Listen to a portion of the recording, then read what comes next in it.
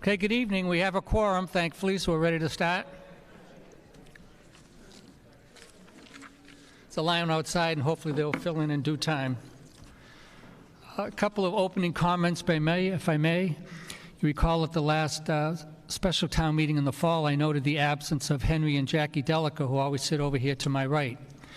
And I got a very kind note from Jackie a couple of days following that, appreciating my recognizing on behalf of town meeting their absence at that time. Little did I know that I wouldn't see either one of them again, that they both passed away close together after that. So I just want to have a moment of silence. We all, those of us who have been involved in town matters, understand how dedicated they were in their respective contributions to the town.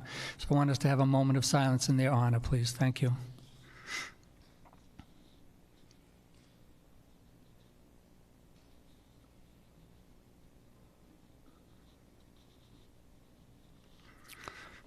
Thank you.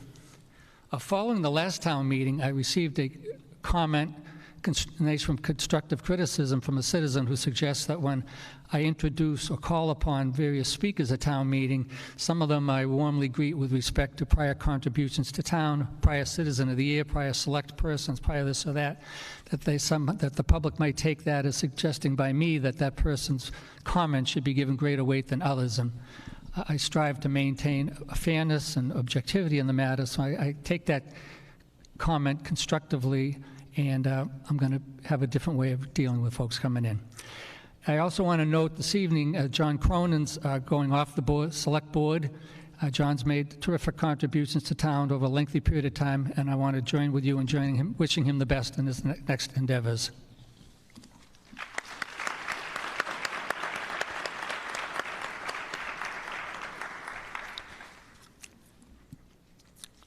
Prior to Article 1, I am going to call on the Select Board and the FinCom to give us some comments, but let's do a little housekeeping first. Prior to Article 1, the suggested motion is moved that the following non-residents and non-voting town officials and consultants to committees be allowed to speak during the course of this annual town meeting. Scott Moles, Health Director/Agent, Derek Wilson, Library Director, Kevin Rudin, Principal Assessor, Susan Kutzka, Superintendent of Holliston Public Schools, Dan McLeod, Director of Technology for the schools, Sean Reese, DPW Director, Robert Walker, Deputy DPW Director, Karen Sherman, Town Planner, Mark Cafferline, Building Commissioner, Matt Stone, Police Chief, Chris Mayo, Technology Director, John Evans, Superintendent, Keefe Tech School, Dolores Sharrock, Finance Director, Keefe Tech, Travis Ahern, Town Administrator, Chris Haymans, Treasurer Collector, Sheeta Patel, Town Accountant, Adam Coster and Jay Talman. We have Jay Talman here with us this evening, Town Council, Dan Brown, Special Labor Council, Jacqueline Weiner, Youth and Family Services Director, Lisa Borchetta, Senior Center Director, Donna Walsh, Animal Control Officer, Mark Frank, Director of Parks and Rec. Is there a second? All those in favor say aye. Aye. Point of order, Council? Yes, sir.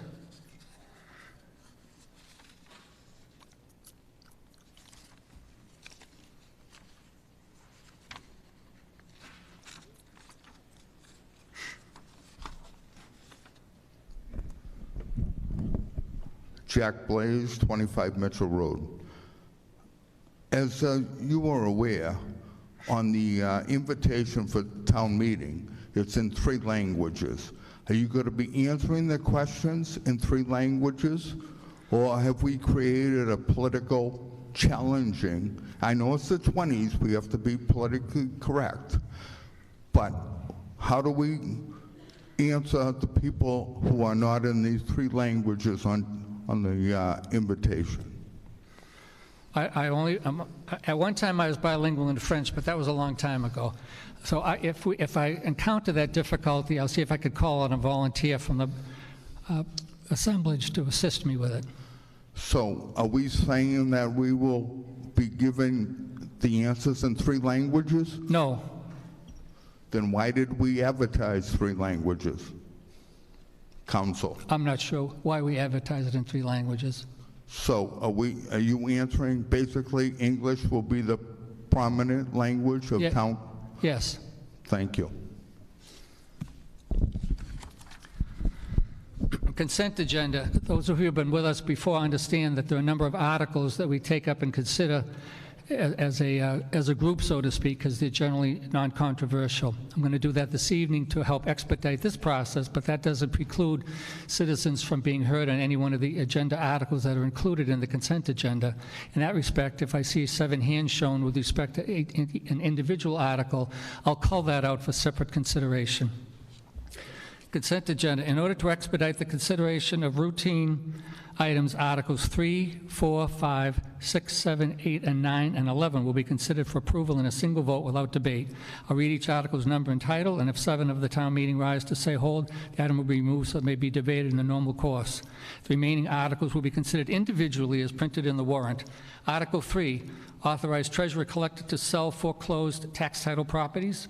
Article 4, Tax Work-Off Program, Chapter 59, Section 5K and 5N. Article 5, authorize Select Board to sell surplus equipment. Article 6, amend interest rate per annum. Article 7, amend income requirements. Article 8, Veterans Tax Exemptions. Article 9, Personal Property Tax Limit of $5,000. And Article 11, Revolving Fund Spending Limits. The selected motion is move to approve the articles in the consent agenda as those articles are printed in the warrant. Is there a second? Any discussion? Hearing none, all those in favor say aye. Aye. All those opposed say no. That passes. Article 1, to hear the report of the Select Board, sponsored by Mr. Cronin, the Select Board. The motion is that the annual town move that the annual report for the town for the 12-month period ending June 30th, 2023 be accepted, and that the town meeting hear a report to the Select Board. Is there a second? Mr. Cronin?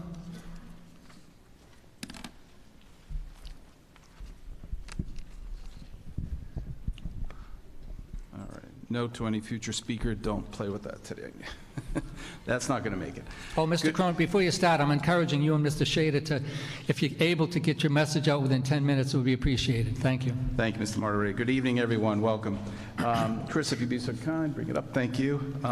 Slide 2. This evening, I'd like to recognize all of the boards, commissions, volunteers, and the staff that produced this document. I'm accustomed to seeing these documents for quite a while, but it never ceases to amaze me the depth of information that goes into every piece of paper and decision you'll see this evening. And I think it's important that we recognize those folks over the last several months that have contributed their volunteer hours and paid to get it done. They've done an exquisite job again for us this evening. As the moderator mentioned, we do have a consent agenda tonight, which will help expedite some of the discussion. 31 articles now trimmed down to 23. Should give adequate time for this body to deliberate on a variety of topics. For an overview of our message this evening, first I want to recognize Holliston's 300th anniversary. It's a milestone that many of us have been celebrating throughout the year, culminating in some way this past weekend with a tremendous parade that was well attended, beautiful skies, just a phenomenal job by our friends at the Celebrate Holliston, another volunteer organization that worked year-round to bring us that particular event for our benefit, and they did a very nice job. Thank you, Ben. We're going to focus on this particular presentation on 5 articles that are kind of the meat of the matter. One is a school special education fund. I'll get into that in a minute. The FY25 budget. Of course, there's a lot to chew on in the budget, but one item that we're particularly proud of is the continued evolution in funding of the fire department, specifically its ALS, or Advanced Life Support components. There's a Holliston Drugs and Alcohol Awareness Coalition that will be the recipient, with your approval this evening, of $50,000 for programs that will help combat this particular affliction. This evening we'll be discussing a Town Manager Act under Article number 26, and then finally Article 27 is this board's answer to some questions last fall about providing more enforcement relative to heavy commercial vehicle exclusions on our roads. Slide 4, Chris. I don't want to underestimate the effects of the volunteer organization. I'd like this body to be aware that Saturday was a culminating event of a lot of planning, but the year is still full and ready for additional Celebrate Holliston events. I'd like to promote that website for you to check out over the next several months. The town will continue to embrace our heritage, our history, and learn from these family fun events. So please go to their calendar, check it out, and certainly embrace our community's spirit. And our thanks again for providing a fantastic parade.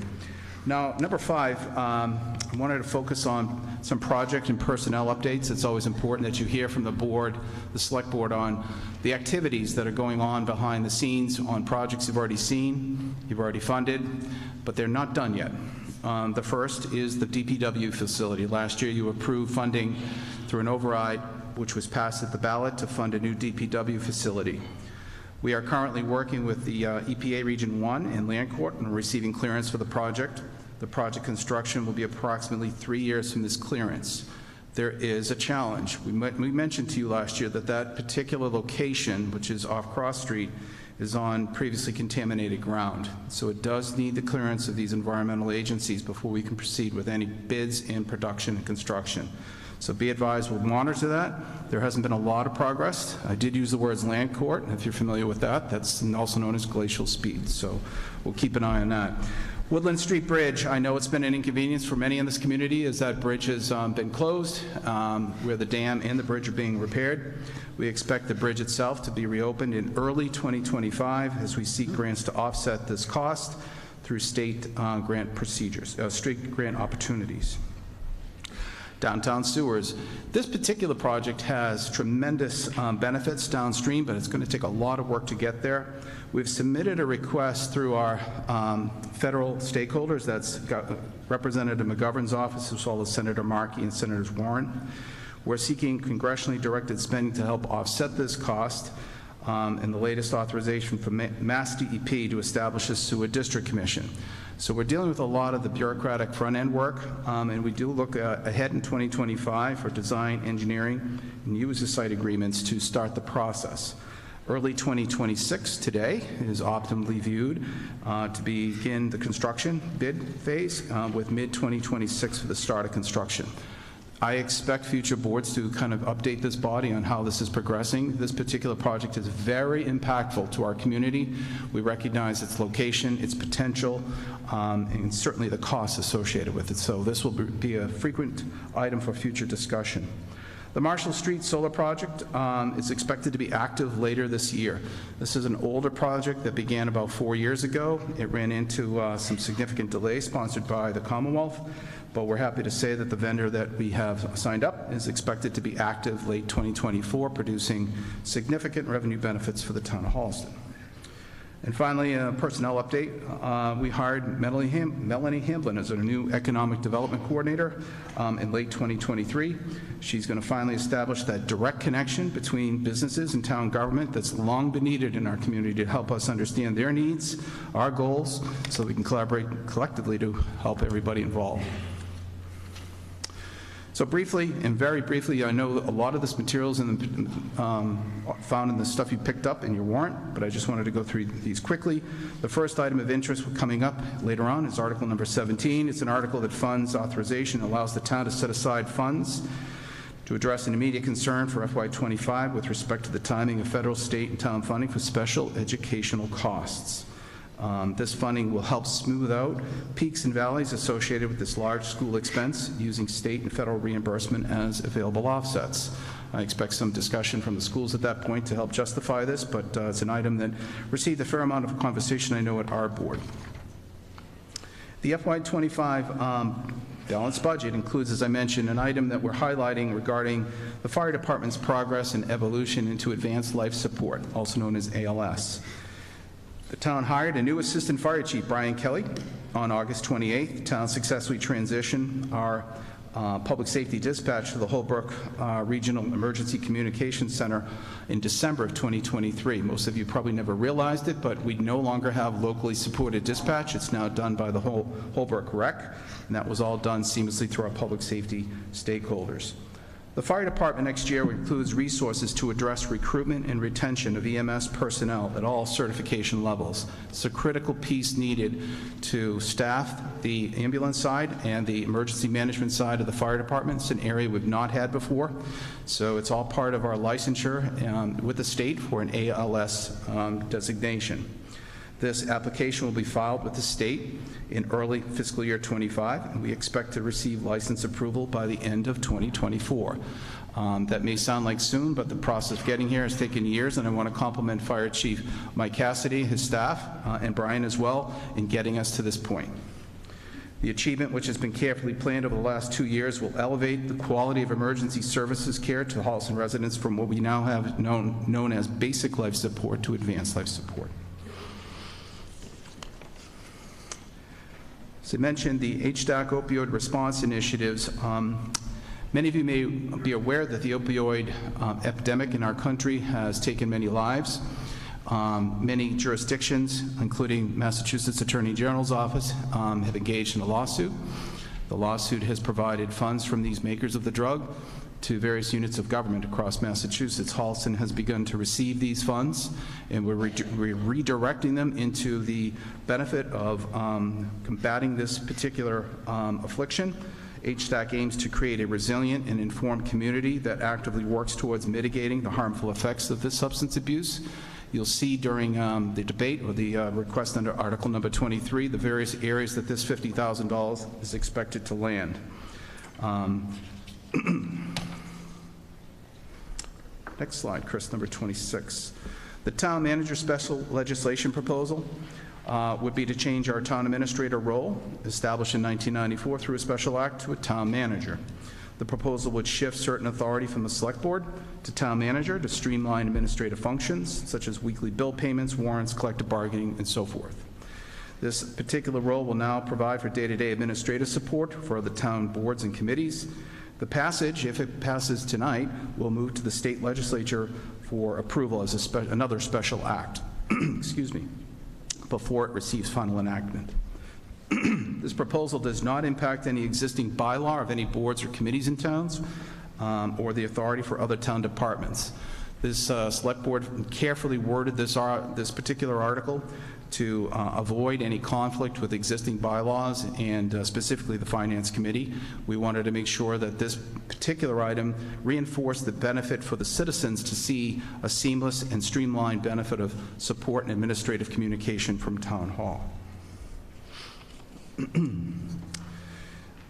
Page 10, the commercial motor vehicle enforcement item under Article number 27.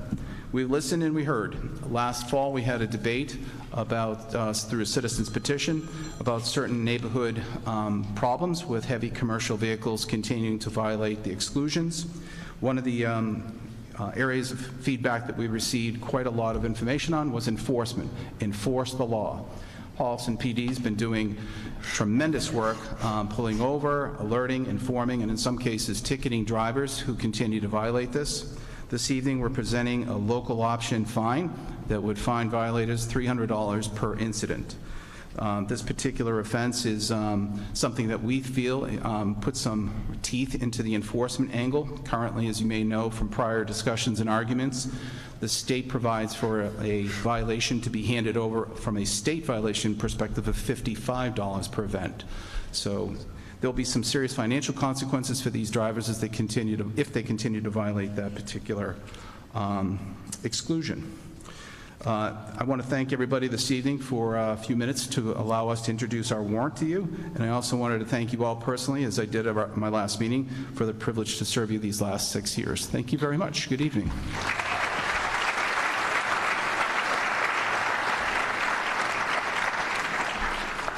Thank you, John. The motion is that we move that the annual report for the town for the 12-month period ending June 30th, 2023 be accepted, and the town meeting hear the report of the Select Board. All those in favor of accepting that report say aye. Aye. All those opposed, so voted. Article 2, to hear and act upon the report of the Finance Committee. The motion is moved that the annual report of the FinCom be received. Is there a second? Second. Ken? It's a self-interested second, I guess.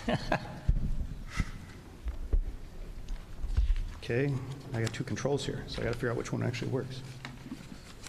Okay, there we go. First, I want to start out by saying, echoing what Bill said earlier, I personally have been and knew Henry and Jackie for many years, for in fact all the time I've been involved in the town and all the time I've lived in Holliston, and I was saddened that both of them have passed since our last town meeting, so I just want to recognize that they're invaluable contributions to the town throughout the many years that they were here.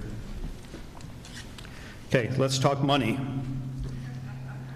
Okay, so this year, I'm trying not to blast your ears off here.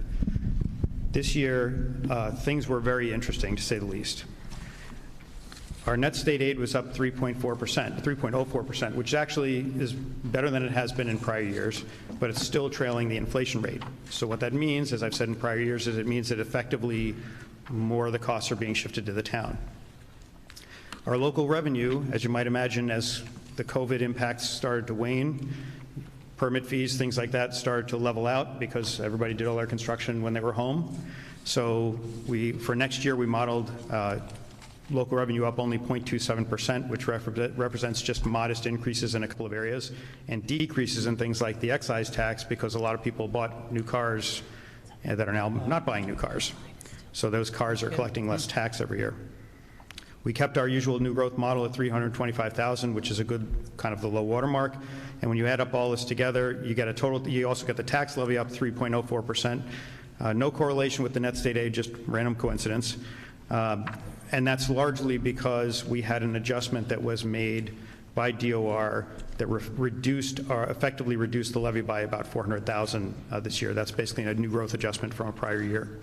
So when you add all this up, we start out with 1.5 million in available funding for this year's budget. Okay. There we go.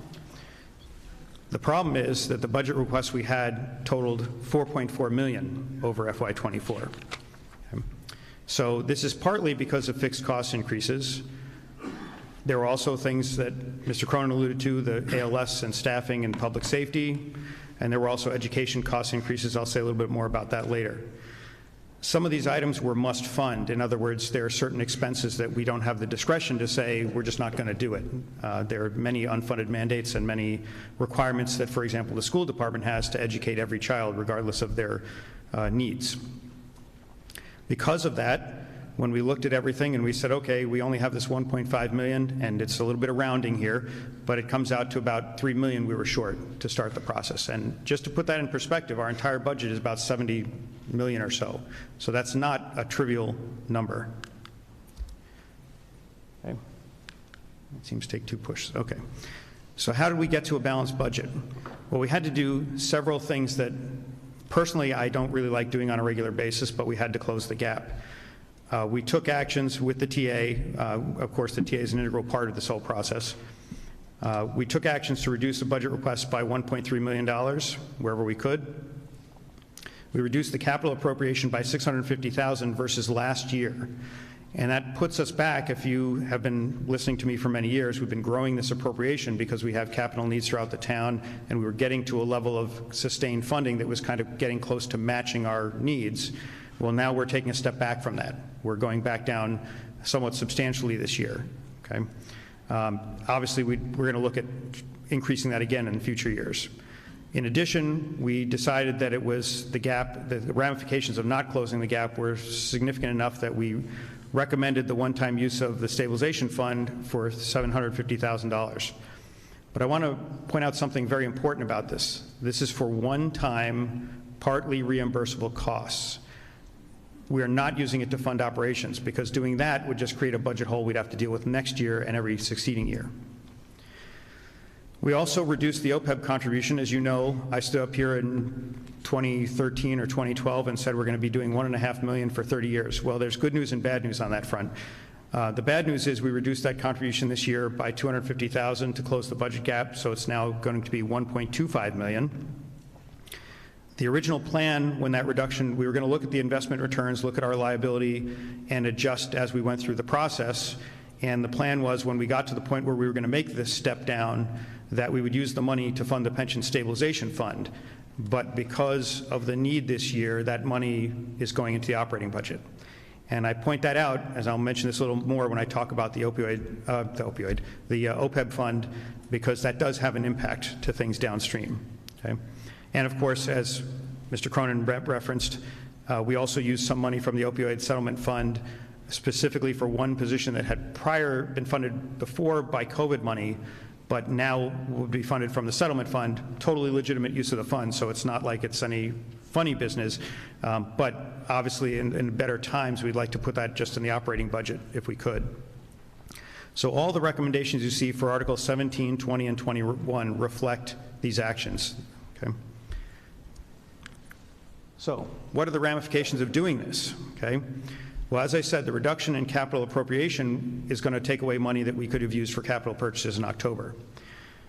Our intent is to use available free cash when it's certified before the fall town meeting to try to supplement the appropriation more. We've done that in prior years frequently.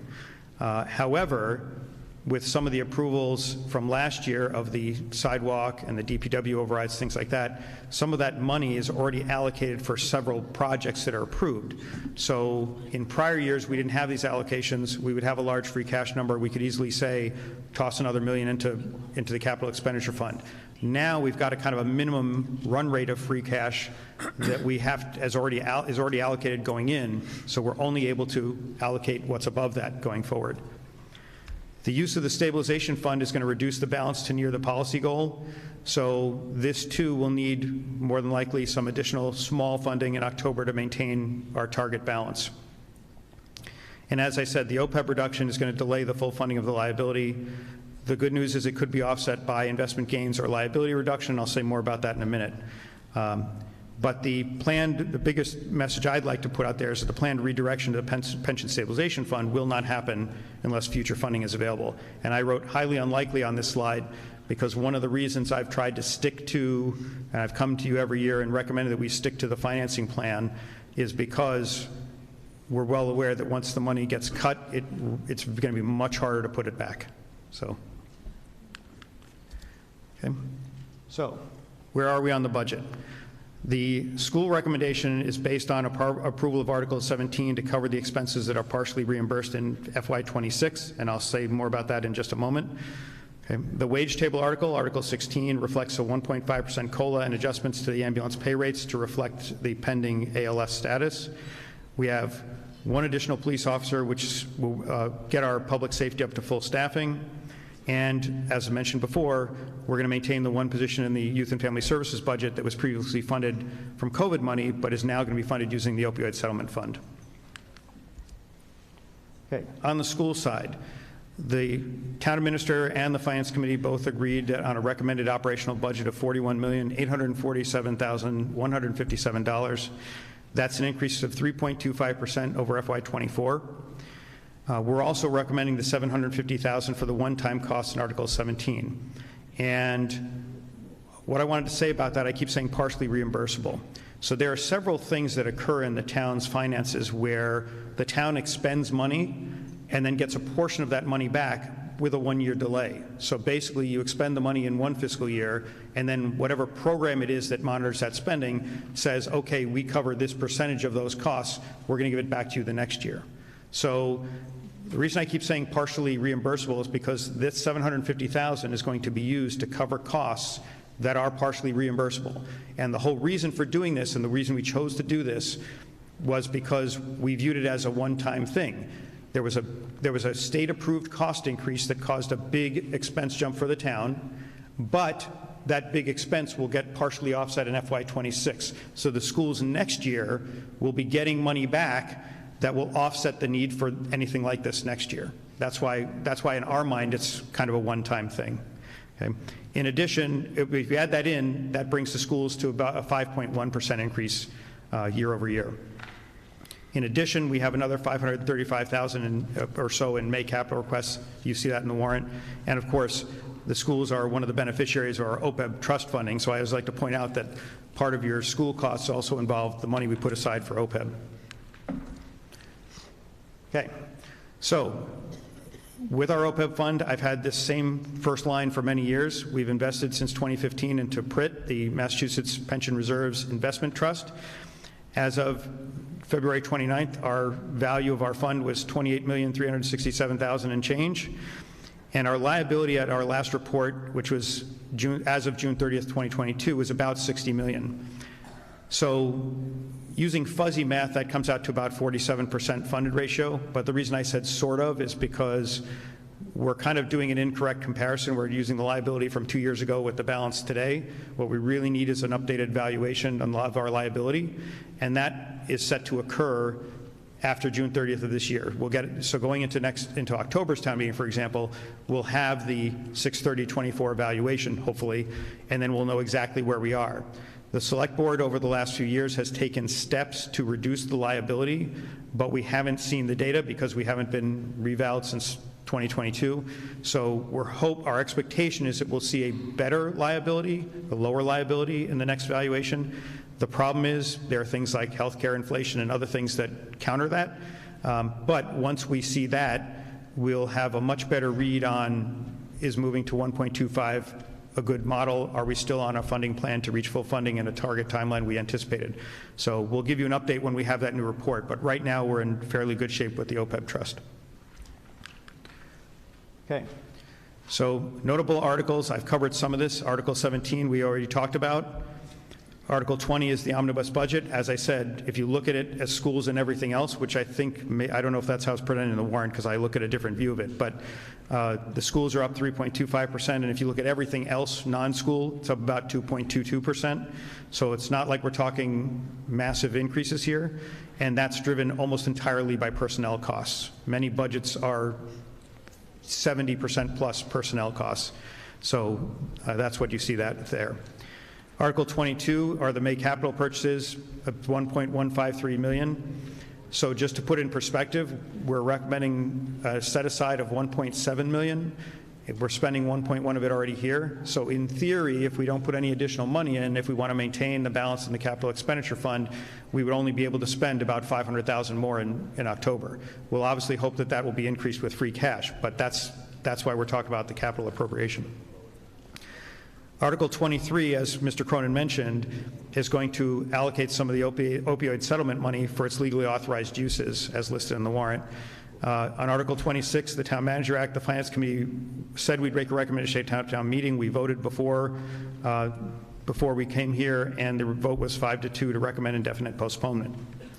Article 29, we also said we were going to make a recommendation at town meeting and on the sunset provision for Goodwill Park funding, and we voted against extending the sunset. That was largely because the CPC told us that they are planning to scrap that funding and rebid the project and come in October with a new number, so there's no need to extend that funding further. Okay. In summary, the budget presented tonight reflects fiscal discipline and maintaining this level of service the town expects. However, and I want to emphasize this, we had to take extraordinary steps to close a large shortfall. This is not something we want to be doing every year. In fact, I don't want to ever be doing it again if we can avoid it. Okay? I have information on the slide about when our meetings are and how to get in touch with us, but I would focus everybody on the message at the bottom. I came here the last 3 years and said, we're going to see inflation and it's going to be bad. Well, the bad is here this year. So we had the expected negative impact this year or the coming fiscal year, but we were able to get to a balanced budget largely because we've adhered to good financial practices in the other times. We'll need to get back on a positive trajectory in 26, but for tonight, I think we've figured out a way to get by the short-term issues while keeping the town in at least a better financial position. Thank you.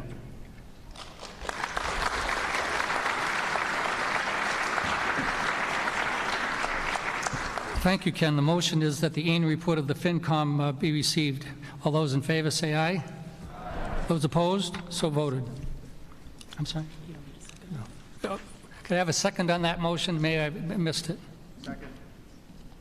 Yes, so noted. All right, now, as we've dealt with the consent agenda, we can advance to Article 10. Right? Article 10, sponsored by the Board of Assessors, to see if the town will vote to transfer from available funds a sum of money for the purpose of filing documents of the Middlesex South District Registry of Deeds to address outdated liens on Chapter 61, 61A, and 61B properties, or take any action relative thereto. The motion is moved that the town appropriate a sum of $2,675 from the overlay account for the purpose stated in the article. Is there a second?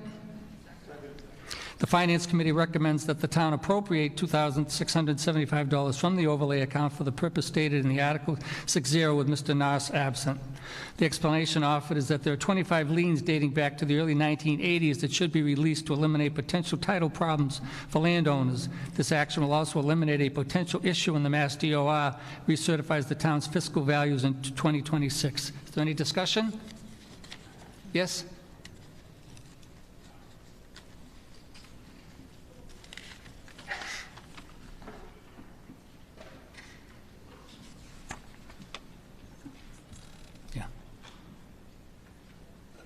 Dr. Liz Tyler, 17 Norland Street.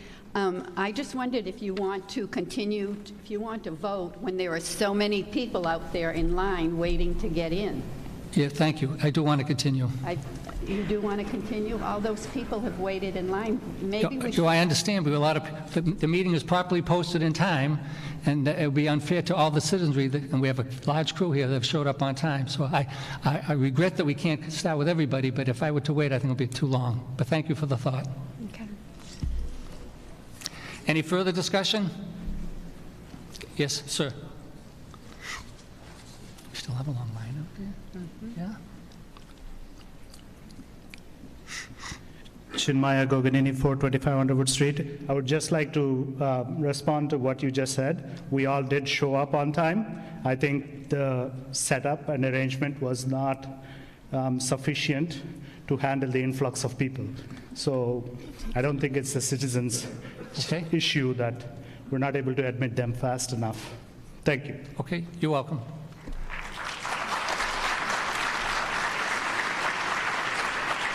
Okay. I have the right to change my mind. The support a town meeting for delay, so we'll delay until the line breaks down.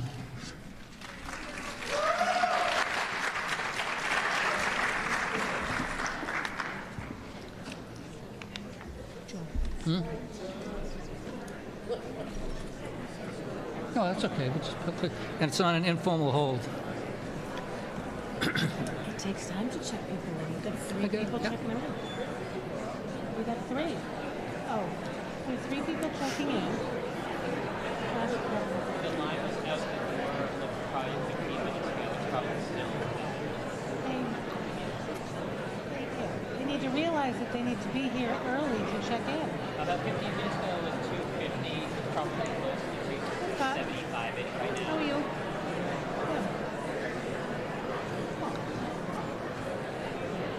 Oh, Paul's here. Paul LeBeau? Yeah. I'm gonna go in there and see.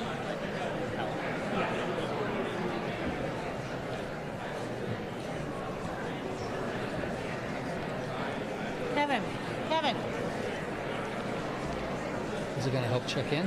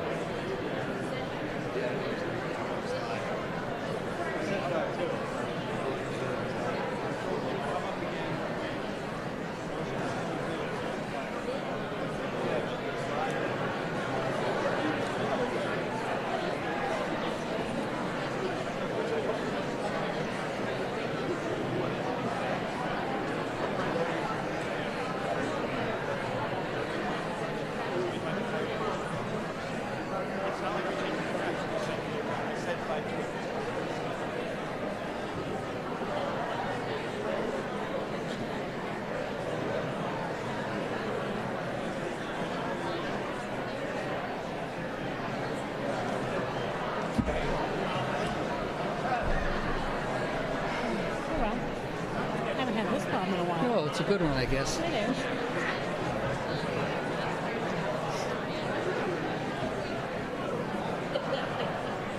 You've got a lot of first timers here that don't really. You have to check in. You can't just show up Yeah, at yeah. 7:30. And I don't discourage them from coming back by being too heavy-handed about it. Right. How's Dan Al from the school committee doing? Dan Show?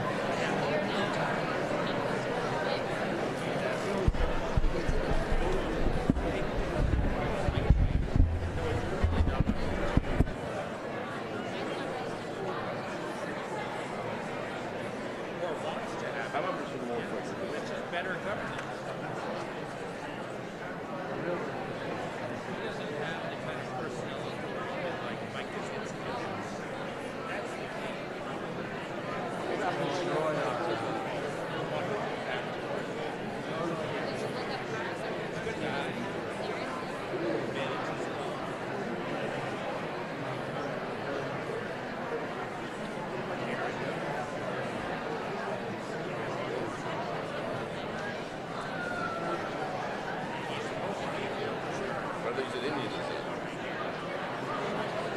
So they do pretty well. I went up to this thing, wanted to pat his box. Pretty good.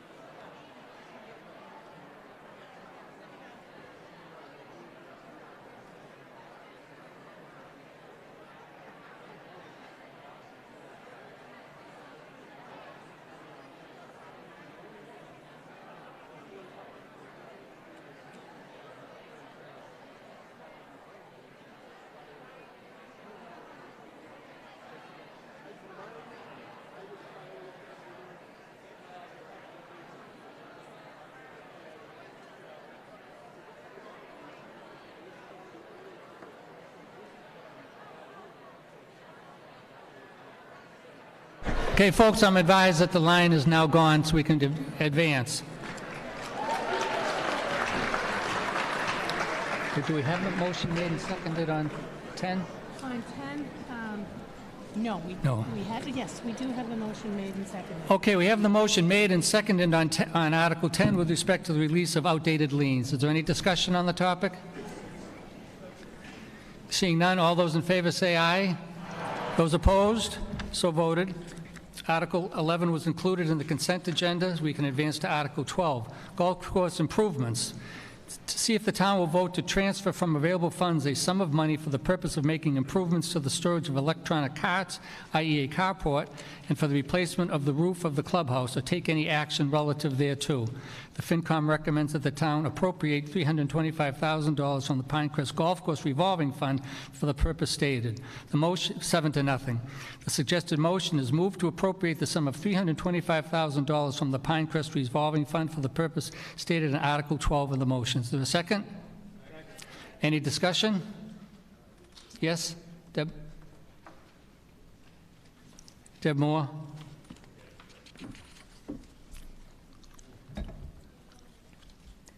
Good evening, everyone. I'm Deb Moore, 183 Mill Street, and Chair of the Golf Course Advisory Committee.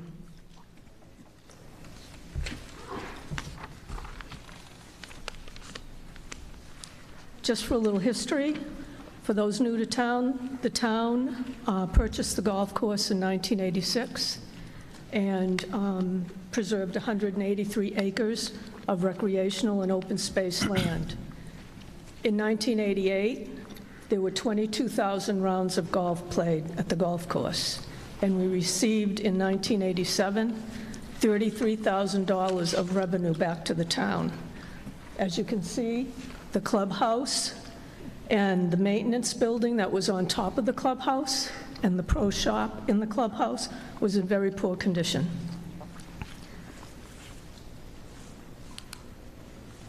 And in 2001, we were very fortunate that we could build a new clubhouse, a restaurant, pro shop, and maintenance building on another parcel of land. Over the years, $1.7 million has gone into the town's general fund, about $60,000 a year. $8 million in revenue has been turned over to the town so far. In 2023, we had the best season yet.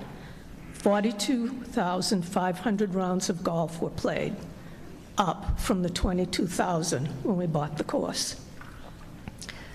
In this year, starting year one, we entered into a new contract, and the revenue we will realize from that is $520,000, and the restaurant contract will be at $45,000 each year. This, and because we have done that, we are now increasing the total amount to the town for this year at $107,500,000 of revenue, and the rest of it will go into the revolving account to pay for improvements that I'll be talking about now. In fiscal year 2024, we are looking to put in a second well. The walk-in cooler for the clubhouse was just installed today. We have new benches coming. 2 new tees will be reconstructed at holes 9 and 18, and we've already installed new tee markers. In FY 2025, we have a project for holes 2 through 8 to improve and reconstruct cart paths and improve drainage.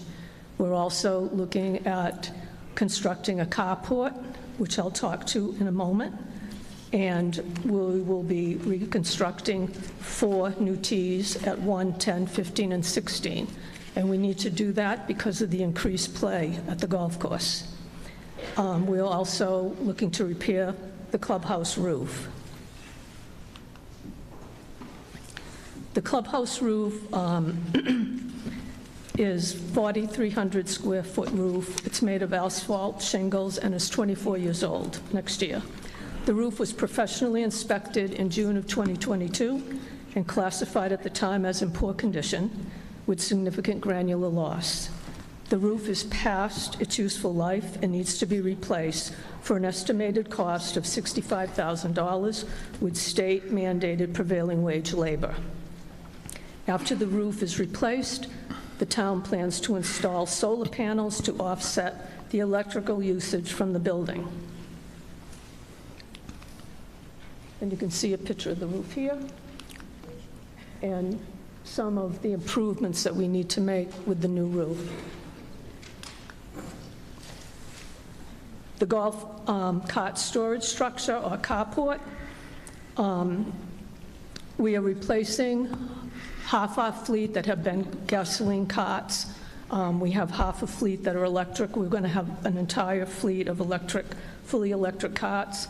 The new electric carts need a covered structure to store and charge the carts. The most economical structure is made from metal and will store 40 carts. It's estimated to cost $260,000 for the structure, installation, and electrical work. The town plans on installing solar panels on the roof to offset the electrical usage from charging the carts.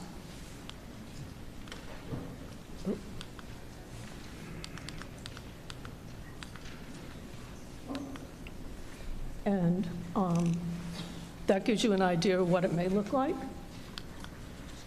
And I'd just like everyone to recognize the people that are on the Golf Course Advisory Committee. They may be your friends or neighbors, but I'd like to thank them for all their hard work. And we've always had a great committee, and that's why we're in the position we're in with great contracts and the support from town meeting. So thank you very much.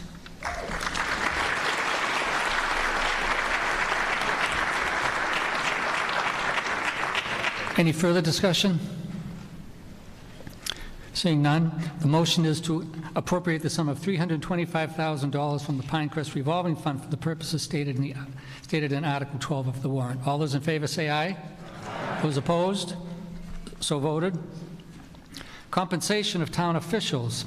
To see if the town will vote to raise and appropriate or transfer from available funds for the purposes of fixing the salaries and compensation of all elected officers of the town effective July 1, 2023, which salaries and compensation are printed below.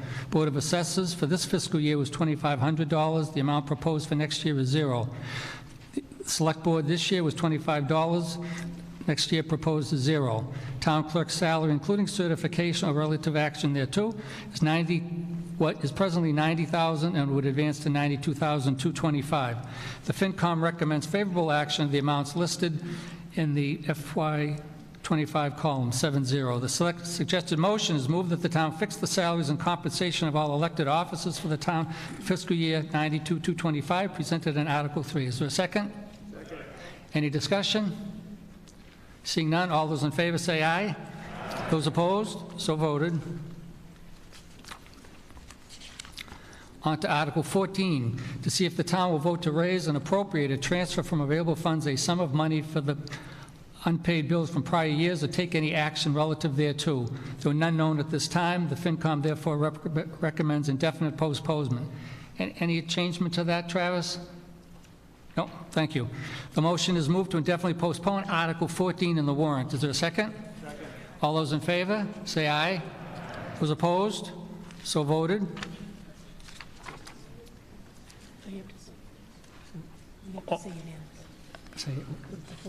Oh, I'm sorry. That required a 4/5 vote.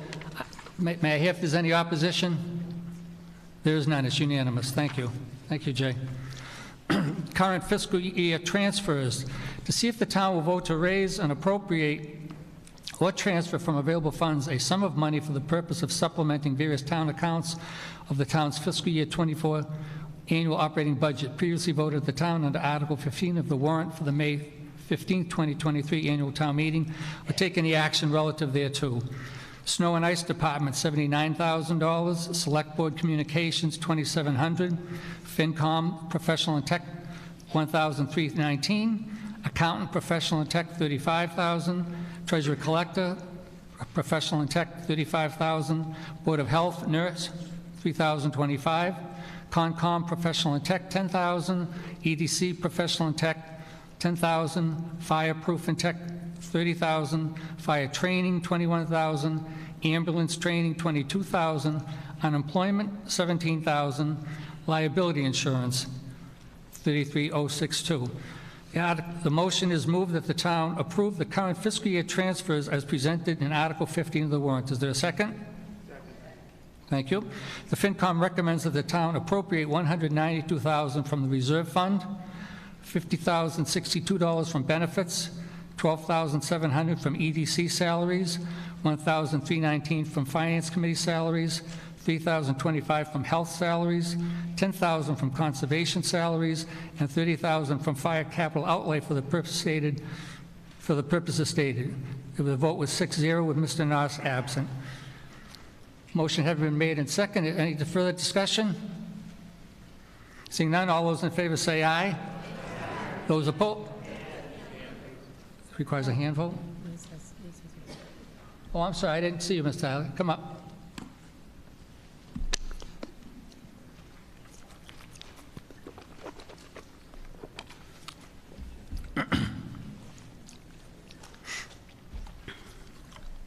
Liz Tyler, 17 Norland Street. I want to thank all the elected officials who supported the current fiscal transfers for the benefit of the ambulance services. The ambulance service is critical to the health of all the residents of Holliston, from newborn to the elderly. Let us look at two aspects of ambulance service: care and finance, which includes costs and revenue. Let me take a minute to talk about the care side. 2 weeks ago, the ambulance went out 21 times. That's 3 times a day. Within this time frame, 7 residents in an emergency situation were required to wait for paramedics to come from Ashland, Medway, or Hopedale. Last week, the ambulance went out 20 times, and 3 times residents were required to wait for ALS from Ashland, Millis, and Hopedale. And there is someone in this audience who had to wait for Hopedale because EMTs could not help him. This could happen to you. It happened to me. In 2023, the ambulance went out 1,096 times. We have a very busy ambulance service. Holliston needs to stop the continued dependence on neighboring towns for critical care. Let us look at the finance side of it. The ambulance budget for this year is $1,187,239. But Holliston was reimbursed $435,086 for EMT ambulance services paid by insurances. That is, 37% of the present ambulance budget is reimbursed. Further, the town increased ambulance rates in March of this year, and the rate for advanced life services is at least $500 more and up to $1,500 more per call than EMT services. Improving to ALS is a financial win for Holliston taxpayers. Now the good news. Fortunately, Advanced Life Services is on the horizon for fiscal 2025. There are applications to complete, inspections to be performed by the state, and time-sensitive purchases to be performed. But this is possible with the support of Chief Cassidy and the leadership of Assistant Fire Chief Brian Kelly, who is also our EMS Director. I would like to acknowledge Assistant Fire Chief Brian Kelly for his amazing work in assuring that there are 2 or 3 EMTs at the station 24 hours a day, and in bringing Holliston towards ALS at a very good pace. He only began work in Holliston in August. And I'd like to ask Assistant Fire Chief Brian Kelly to stand.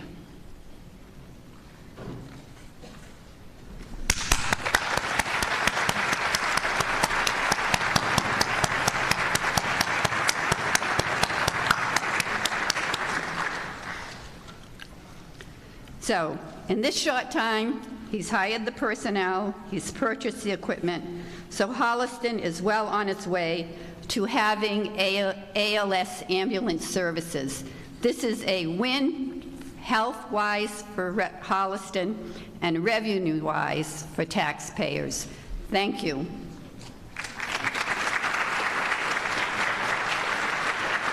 Chief? Oh, I'm sorry, I didn't see. Chief, you yield to the, you work it out.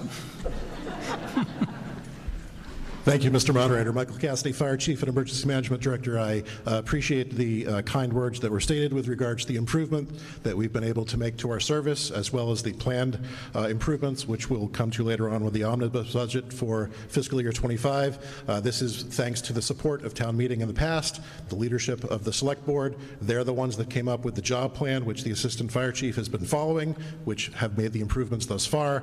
I do want to clarify some misstatements that were made earlier. If you call 911 and you request an ambulance, you're not waiting for a paramedic from any of those other communities. The Holliston ambulance responds, we initiate transport, we start to transport to the hospital, and if the person needs ALF services, which is only 25% of our run volume, we meet the medics en route to the hospital. We initiate transport, we meet them on the way to the hospital, so there is no delay of people waiting for a paramedic. Just wanted to clarify that. Yes, sir.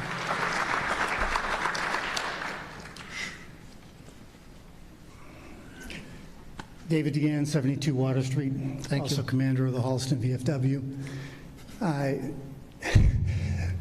If you're like me, you've attended many town meetings over the years, and I probably didn't know, because it's not scheduled, but that you would be treated to another episode of the never-ending and eternal campaign to get the Holliston Fire Department to be professionalized, privatized, and otherwise different. And so I've sat in my hands for many meetings listening to the things that have been said and the plans that are being forwarded, and I just felt the need to say something at this point. I also want to take the opportunity to thank everybody who for their support and condolences after the passing of my stepfather, Jim Moore. The outpouring of people and the communication from the town was deeply touching. I appreciate it. New England is not New York, is not Colorado, is not Virginia, is not Montana, is not Michigan. Different parts of the countries have different cultures. They have different places that they come from. There's a certain amount of the things that we do from year to year in modernizing the way that we do things that's kind of inevitable. The world's a more complex place now than it was 25 years ago. It requires more money and technology and know-how than it did back then. Because of this, we have to adjust from time to time, and there are things that need to be changed from time to time. The reason I'm standing here today is just to bring attention to the fact that in New England, this tradition that we have of volunteer fire departments, it didn't just sprout out of nowhere as a financial decision. It came from a part of New England culture that culturally speaking descends back to the militias and the Minutemen. You know, if you were at the Celebrate Holliston parade, there was an awful lot of militia reenactors. Well, in a town like Holliston, if this town were, if we were visiting it in 1750, the people that you would see in the militias would largely be the people that you see in your volunteer fire department now. That's part of the way that New England culture works. We're communitarians. We don't do these things because they're necessarily the most cost-efficient way, although we try to do that. We don't do it because they're they're a more effective and efficient way to use the money that people are doing it because it's good to take part in your community in a way that actually puts skin in the game. So I wanted to interrupt you more because, damn it, if we're going to interrupt it for articles that seem very tangentially related, in my opinion, I would like to interrupt it and just be a voice for that part. That might eventually go away. Eventually, Holliston may be just like every other town in Gary, Indiana, or you know, it might be that we end up being like every other town in the country. Right now, we're a bubble into a world that is quickly fading, and I really couldn't stand being me if I just let that happen without ever saying a word. So I'm saying the word. I thank you for your time. Thank you, sir. Any further discussion? Seeing none, the motion is that the town approve the current fiscal year transfers as presented in Article 15 in the warrant. All those in favor say aye. Aye. Those opposed? So voted. Article 16. The article is to amend Consolidated Personnel Bylaw, Section 29, Job and Wage Classification Plan. It's sponsored by the town administrator, and it states that the article is to see that the town will vote to amend the Consolidated Personnel Bylaw, Section 29, Job and Wage Classification Plan by reflecting those revisions, deletions, or additions to be effective on as of July 21, 2024. The explanation is that these charts that attach incorporate a 1.5 cost of living adjustment for the FY25 so that all steps are increased by 1.5% of the prior year. There are no new positions added to the charts. The motion is moved that Article 16 be approved as presented in the warrant. Is there a second? Any discussion? Rather than further discussion, any discussion? Seeing none, we'll advance to a vote. All those in favor say aye. Those opposed? So voted. Article 17, Special Education Temporary Funding, sponsored by the Select Board, to see if the town will vote to transfer from available funds for the purpose of funding special education costs that are normally paid by the federal funding known as the circuit breaker, namely I, special education personnel costs, II, special ed programmatic expenses, and III, special education's transportation costs, or take any action relative thereto. The motion is that the town appropriate $750,000 from the General Stabilization Fund for FY 2025, special education programmatic and transportation expenses. Is there a second? Second. The explanation I can offer is as follows. This article and funding authorization allows the town to set aside funds to address an immediate concern for FY25 with the timing of federal, state, and town funding for special education costs, including but not limited to circuit breaker funding. In recent years, the Holliston Public Schools, along with most school districts in the Commonwealth, have seen a significant increase in the need and cost for special ed services. The state only reimburses a relatively small amount of these costs and does not reimburse until the year after the costs were incurred, as Dr. Shader explained to us earlier. This is a result in large increases in costs where the timing and the amount of reimbursements have not kept up with expenditures. This funding authorization will be used to help offset increases that are reasonably expected to be covered by future increases in reimbursements from the state and federal governments. The FinCom recommends that the town appropriate $750,000 from the General Stabilization Fund for FY 2025 special education programmatic expenses and FY 2025 special education transportation costs, approved unanimously with Mr. Noss absent. Is there discussion? And as this involves the use of a General Stabilization Fund, we will require a 2/3 vote. Any discussion? Yes.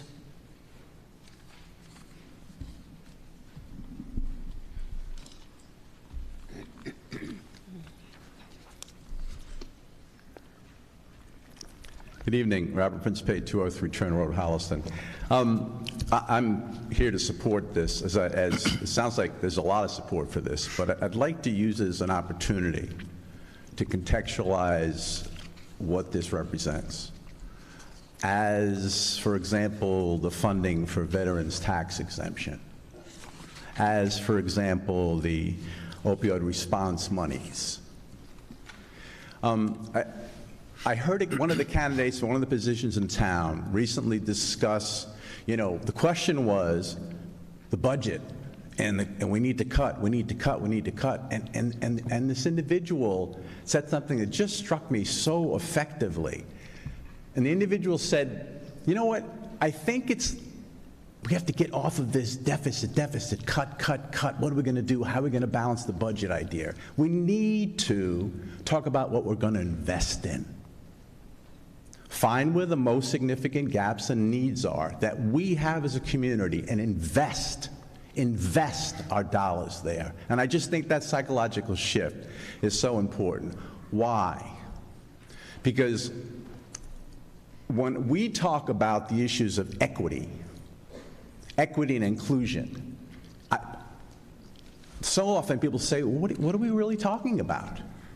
Well, when we talk about students that have needs, I don't even want to put the word special need in there, they have particular needs, then that's a gap, that's an excellent investment. When we talk about veterans, and I'm pulling things together just to make my point, when we talk about veterans that the survivors of, the families of, they have distinctive needs we need to address. That's equity. Certainly when we talk about members of our community that struggle with drug challenges, substance abuse, they have a need. They are us. We are us. So again, I'm using this more as an opportunity to say yes, certainly to this Article 17, but yes, for us to get a greater understanding of what it looks like for us to invest in what we need. That's equity. Equity for more of us than just some of us. The basic needs of what some of us need are different. And turning to address those, not just say, oh, where are we going to, literally, how are we going to include these? No, these are places that's going to make us, our overall health and well-being stronger, right? So I just want to use this as an opportunity to say that for this, for example, voting yes for this, to spend these monies, is not just about getting, a shortfall taken care of. It's not just about another time where the government is taking money away from us we had prior, and now we're going to put money out to try to fill the gap. It's about us becoming stronger as a community, a greater public will for the common good, greater health and well-being for more of us, not just some of us. Thank you.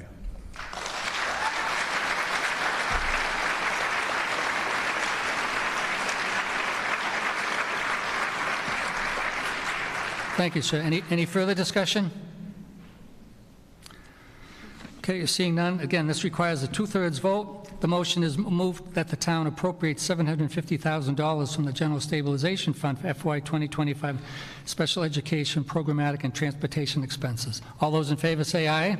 Aye. Those opposed? So that's unanimous.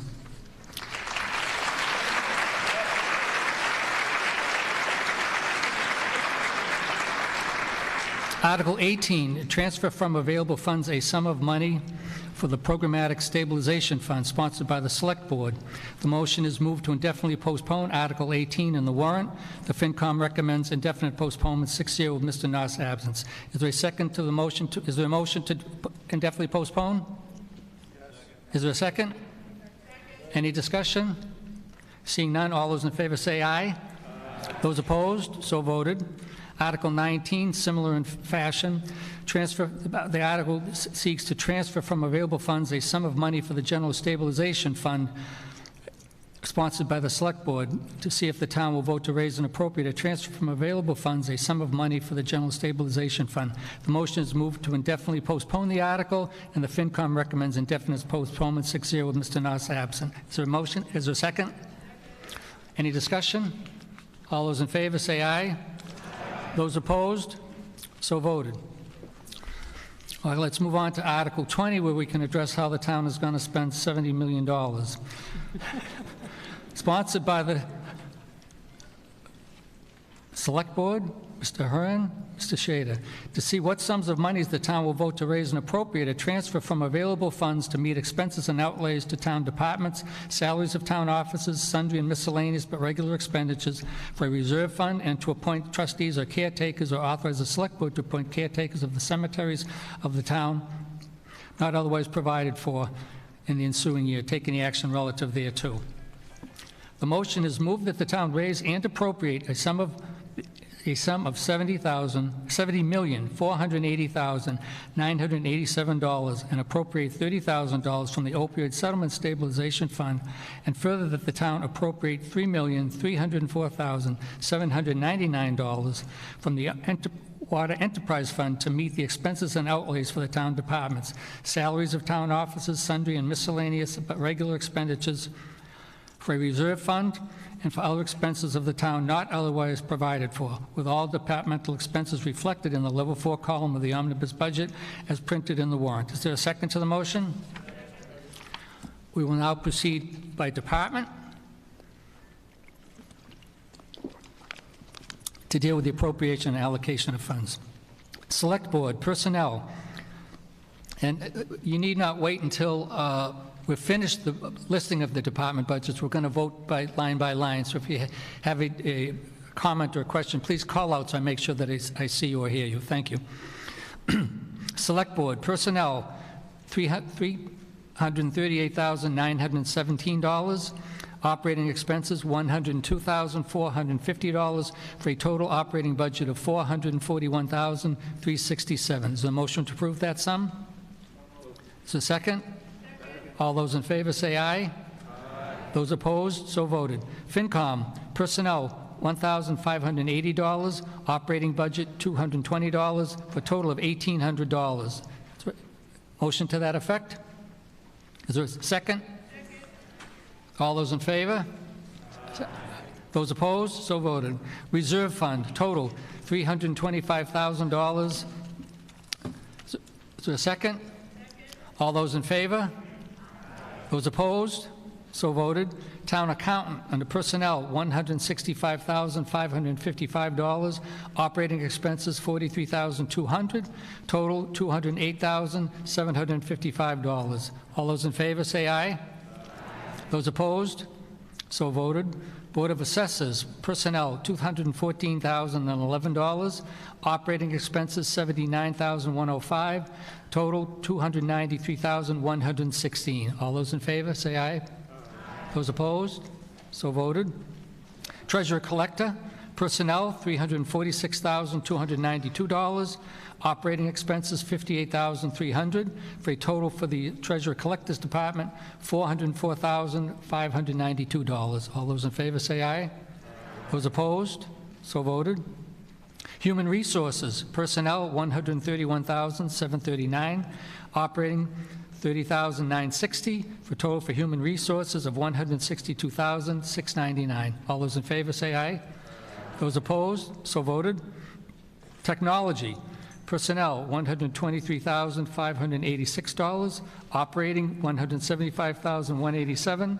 Capital outlay, $45,976, for a total operating budget of $344,749. All those in favor say aye. Those opposed? So voted. Town Clerk, Personnel, $175,357. Operating, $11,550. Total, $186,907. All those in favor? Those opposed? So voted. Elections, Personnel, $40,841. Operating, $16,595, for a total of $57,436. All those in favor? Those opposed? So voted. Conservation Commission, Personnel, $64,319. Operating, $3,650.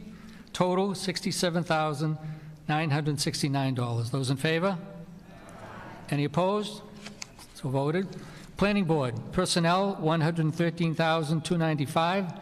Operating budget, $4,550, for a total of $117,845. All those in favor? Yes. Discussion? Yes. Which one was that on? Planning Board? Yeah.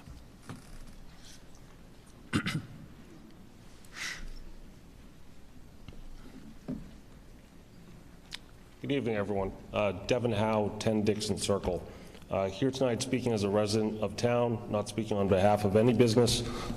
Business I've represented in town, speaking as myself, a resident of Holliston. I'm standing here tonight to discuss the Planning Board and what I believe we should do with the budget. The planning board, for those who don't watch the public meetings that they host, has significantly, in my opinion, financially harmed the town.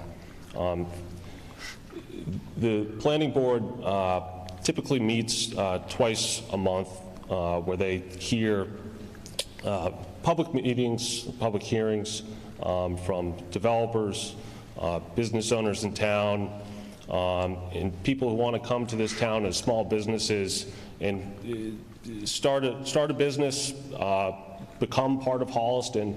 And what we've done over the past, at least the couple of years I've been in town, is really limit and make it extraordinarily difficult. Sometimes it feels like they are intending to make it impossible to really present your project, provide all the information that the planning board needs to make a decision, and it is preventing these businesses from coming into town. We've seen obviously signs of, the Hopping Brook, where a lot of people have come out vehemently against it, and a lot of people see that as a tax revenue, and could have been a positive to the town, where it was on the far side of town in an industrial district, where it could have brought an enormous tax revenue for a relatively short distance through the Holliston town line to the abutting Milford. I think that they also are causing us as the town to, in the case of CRG, enter a legal battle against them, where we've gone from the ability to have a lot of local control of the project to now it's in the court's hands. What it feels like, at least to me, is that the planning board really doesn't respect the town planner and what the planner's opinions may be, because at least in my experience in towns across the state, I've never really seen a town ever try to limit such input from developers from their 7 to 9 o'clock meetings, because they have a hard 9 o'clock curfew where they shut off all discussion from both the business owners, developers, as well as the residents. For that reason, I would make a motion to reduce the planning board's budget by $50,000 to account for the fact that why do we even really need a full-time planning department when they don't appear to, in my opinion, respect how that process should go. He needs to say which of the 2 line items. Thank you, sir. Any further discussion? Seeing none? Yes.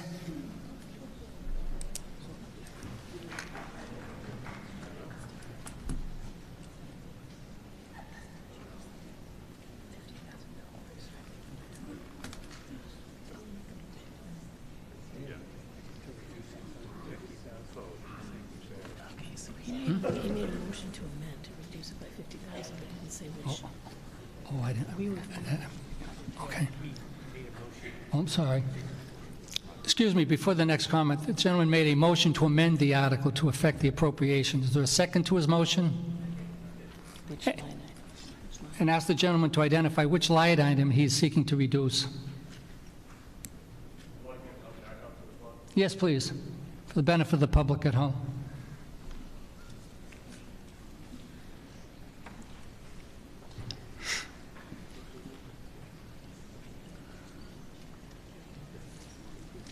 The motion would be for the planning board line item, Yes, sir. specifically The personnel or Okay, your motion would be either directed to personnel or operating. personnel. Okay. Can you give that to us in writing, please?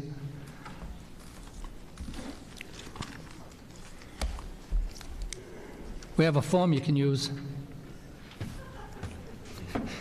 It's a simple motion, you understand, but the protocol is to have it done in writing for the record. English.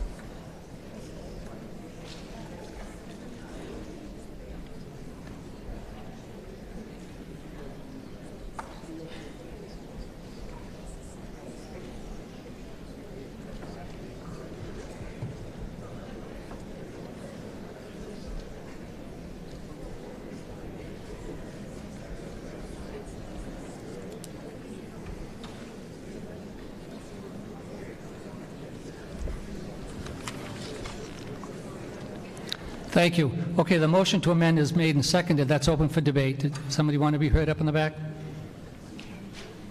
Oh, Karen, go ahead.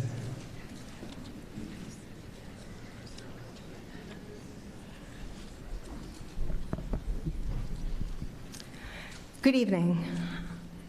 My name is Karen Apuzzo-Langton. I am the chair of the Planning Board. Mr. Howe has suggested that we cut the full-time planner's budget by 50%. Karen Sherman works every single day in the town of Holliston.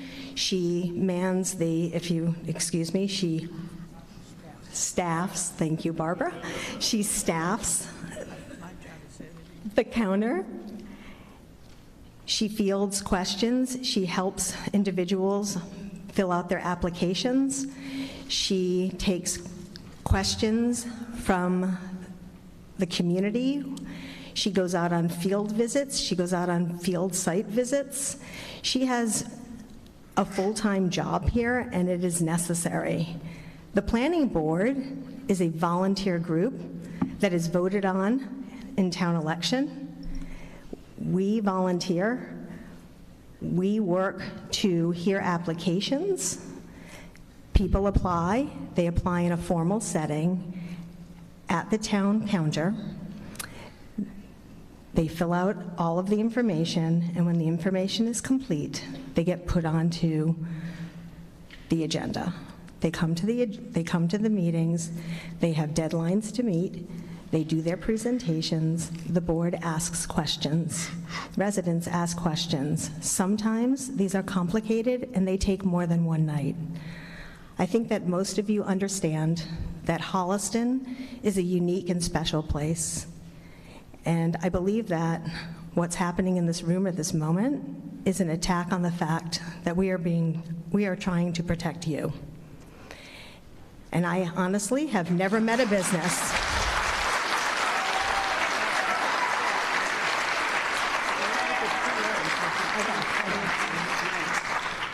and I think that Travis would like to speak on the budget.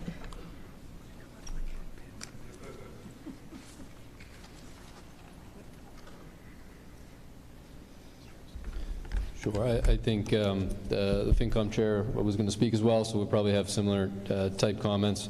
And if you don't mind, Mr. Moderator. No, go ahead. But thank you very much. So I would just point out, I think the gentleman's points, Travis Ahern, Town Administrator. The gentleman's points were about the efficiency of the planning board. I think that's his opinion, and he's certainly entitled to that. I think certainly if we were looking for to increase efficiency of the planning board, removing the ability to have the town planner would not accomplish that. That would be my fear, obviously. The rest of the points are, again, opinions. The board meets 2 times per month to move through. I think it was stated that there were deadlines at the end of meetings to close them out. Again, that is about taking good care of the time of the people who are there, elected to that board to do business. The town planner obviously works with individuals during, during town office hours, and is available to help a number of businesses. So again, I think the point that was made and reducing the budget seemed to conflict with the purpose of the motion. And I'm happy to answer any other questions on the actual budget if those come up. Thanks. Thank you. Any further discussion? Yes, sir.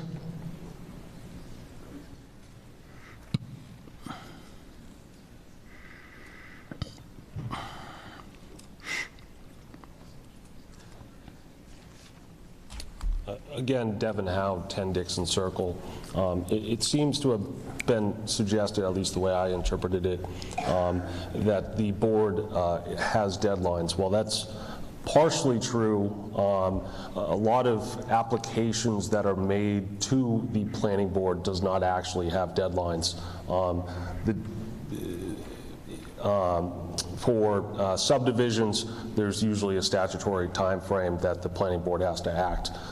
For other applications, such as a site plan review, there may not actually be a statutory requirement, a time frame that the planning board has to review a project. So what a planning board could do in the case of Holliston is they could continue projects for 2, 3, 4 months at a time.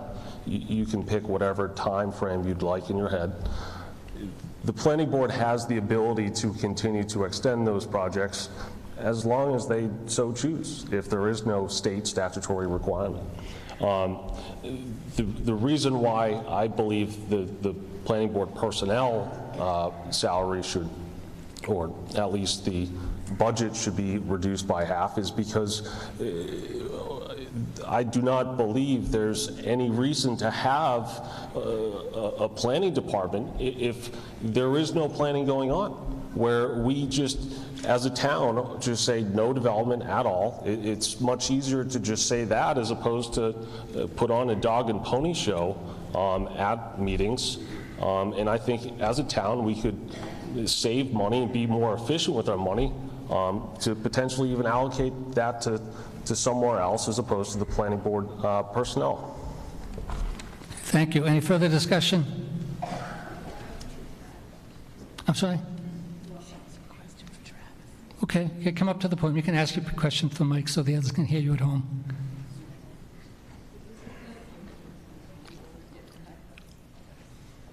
Hi, Liz Dembitzer, 45 Franklin Street. I'm a zoning board member, so I just asked Travis if this proposed amendment would affect Karen Sherman's work with the zoning board. He said it would.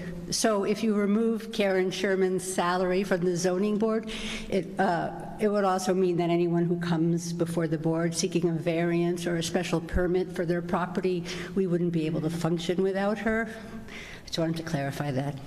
Thank you. Any further discussion?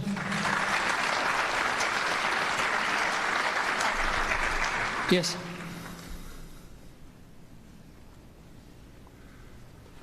Ben Sparrow, 9 Forest Park Drive. I just want to make a comment here that I think the person making this amendment to the budget is conflating disagreements with the board with the hard work of professionals in this town.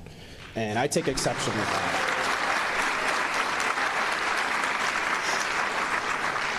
I understand the point they're trying to make, and they may have a difference of opinion, and that's fine. But the person in this particular case works very hard and is an important member of this community as a municipal official, and we have many of those, and I think they deserve our respect and admiration for the work they do every day, so thank you.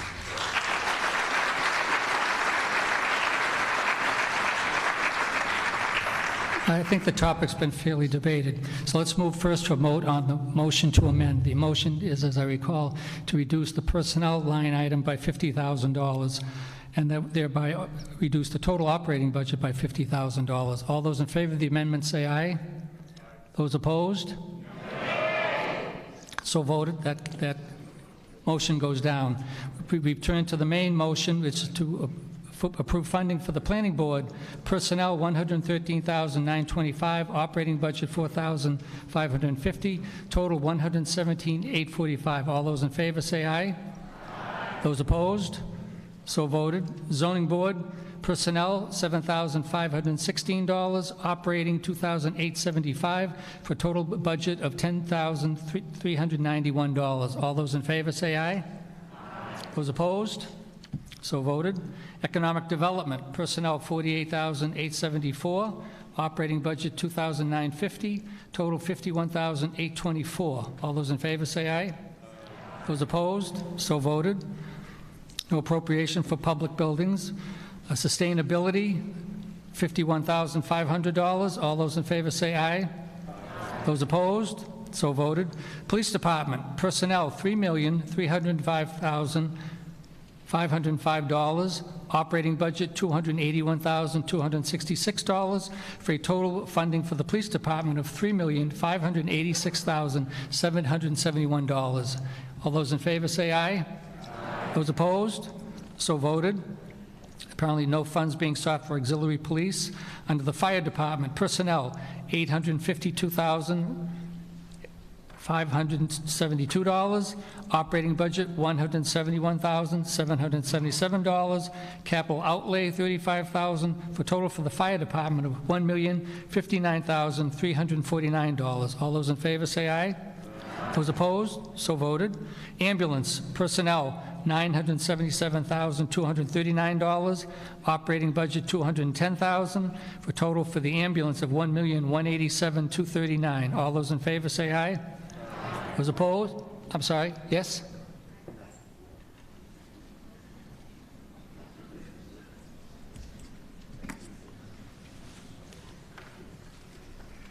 Sorry, I didn't mean to be rude. No, that's all right. All right. I just cannot let this go from the point of view of if you are a resident and you need a paramedic to come to your home because of your situation, that means you need ALS services. If you live in Holliston and you call 911, you will get, as I understand it, an EMT. However, if you have a more serious situation, you do need to wait because it takes longer to travel from Hopedale or from Millis or from Ashland or from Medway to your home. So at this point in time, if you need ALS service, you will wait longer than if you need EMT. I had that personal experience. I called an EMT, I called 911, the EMTs from Holliston came, and then I had to wait. I waited 15 minutes with a heart problem for Ashland to come. And someone in this room this evening indicated the same situation. The EMTs from Holliston came, but he waited for Hopedale. No matter if your ambulance is called at the same time, if you live in Holliston, you are going to wait for someone to come from Millis, from Medway, from Hopedale, maybe other towns, before you are being treated. So we are very happy that we are moving towards ALS and you will no longer have to wait. Any further discussion? Hearing none, we'll vote on the ambulance budget. Personnel, $977,239, operating $210,000, for a total of $1,187,239. All those in favor say aye. Aye. Those opposed? So voted. Building inspection, personnel, $218,235, operating $19,200, total of $237,435 for the building inspection department. All those in favor say aye. Aye. Those opposed? So voted. Emergency management, personnel, $10,000, operating $11,811, total budget $21,811. All those in favor say aye, please. Aye. Those opposed? So voted. Animal control, $38,000. All those in favor say aye. Aye. Those opposed, so voted. DPW Highway, personnel, $1,061,359, operating, $407,233, capital outlay, $200,000, for total for the Highway Department for DPW, $1,668,592. All those in favor, say aye. Those opposed, so voted. Facilities maintenance, personnel, $117,164, operating budget, $212,207, total for facilities maintenance, $329,371. All those in favor, say aye. Those opposed, so voted. Snow and ice, we remember snow and ice. Personnel, $50,000, operating, $200,000, for total for snow and ice, $250,000. All those in favor, say aye. Those opposed, so voted. Street lighting, the total is $75,782. All those in favor, say aye. Those opposed, so voted. Solid waste, $1,549,683. All those in favor, say aye. Those opposed, oh, yes, sir. Solid waste, yeah. Jack Blaze, 25 Mitchell Road. On the solid waste, I have a question for the Commissioner of Public Works. What percentage do we get when we ship our trash to Harvey's and it goes to Wheelabrator and it's converted from trash to energy? Is Mr. Reese here? Oh, I'm sorry, Mr. Hearn, thank you.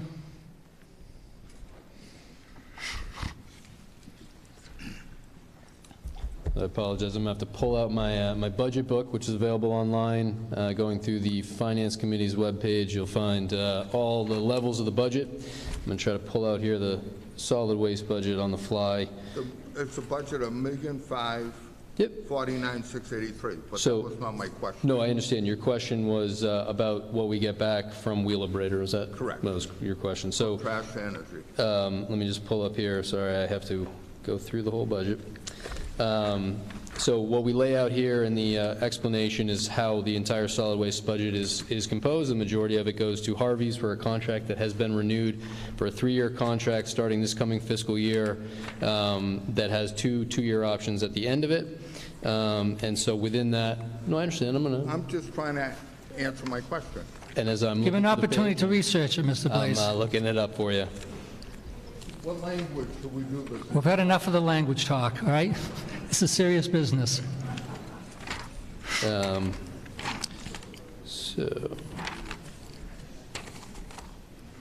So can you answer? Do we get a piece of the action on our trash or no?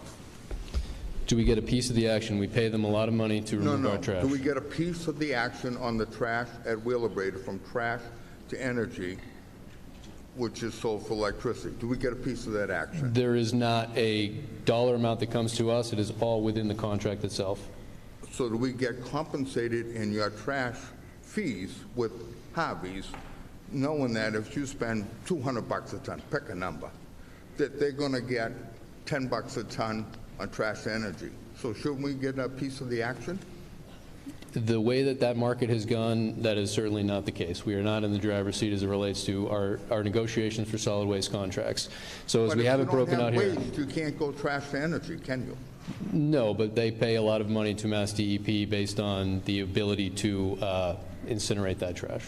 So then, on that same note, so we get 0% on recycle fees back. The recycling market has also gone against all the municipalities, yes.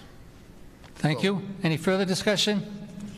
If you don't mind, I just want to highlight, because No, I it took don't me mind. that long to Go pull right it ahead. up. So the way that the budget is broken down is for solid waste recycling, which is the Harvey's contract. We have disposal expenses, which is Wheelabrator, as the gentleman mentioned. That is $351,000 of the total budget. The majority otherwise is for the EL Harvey's contract. That's a side agreement with Wheelabrator for the incineration. We also have within here some smaller amounts. The hazardous waste day we pay. Harvey's actually sends us back $10,000 to defray the cost of what is $20,000 otherwise. And also within this budget is the operation of the recycling center on Marshall Street. Thank you. Thank you, Travis. Okay, the motion is to approve for the solid waste division $1,549,683. All those in favor say aye. Those opposed? So voted. Wastewater treatment, operating $134,891. And the total for that department is the same number, $134,891. All those in favor, say aye. Those opposed? So voted. Motor vehicle fuels, $165,000. All those in favor? Those opposed? So voted. Board of Health, personnel, $164,368. Operating, $9,650. The total, $174,018. All those in favor, say aye. Those opposed? So voted. Council on Aging, personnel, $238,867. Operating, $66,861. For total for the Council on Aging, $305,728. All those in favor? Aye. Those opposed? So voted. Youth and Family, personnel, $192,133. Operating, $19,420, for a total of $211,553. All in favor? Say aye. Those opposed? So voted. Veteran Services Benefits, $50,000. Operating, $50,183, for a total of $101,183 for Veteran Services. All those in favor? Say aye. Those opposed? So voted. Library personnel, $437,588. Operating, $193,320, for a total for the library of $630,908. All those in favor, say aye, please. Those opposed? So voted. Getting close. Parks and Rec personnel, $169,242. That's the total amount sought for appropriation for Parks and Rec. All those in favor, say aye. Those opposed? So voted. The Rail Trail, $5,000. All those in favor, say aye. Those opposed? So voted. That seems like quite a bargain, doesn't it? Celebrations, total $2,500. All those in favor, say aye. Anyone opposed? Anyone opposed to celebrations at that level? Seeing none, all those in favor, say so voted. County retirement, $2,617,865. All those in favor say aye. Those opposed, so voted. Workers' comp, $377,630. All in favor, say aye. Those opposed, so voted. Unemployment, $50,000. All those in favor say aye. Those opposed, so voted. Employee benefits, $8,400,304. All in favor, say aye. Those opposed, so voted. Liability insurance, $401,503. All those in favor, say aye. Those opposed, so voted. That subtotal, just for purposes of clarifying, making sure the record is clear, the total for those accounts as proposed is $26,476,308. All those in favor, say aye. Those opposed, so voted. Holliston Public Schools, $41,847,157. Any discussion? Seeing none, all those in favor say aye. Those opposed, so voted. Keefe Technical, $1,824,872. All those in favor say aye. Those opposed? That passes. I thank the representative of Keefe Tech for lending us their time here in case there were questions to be heard.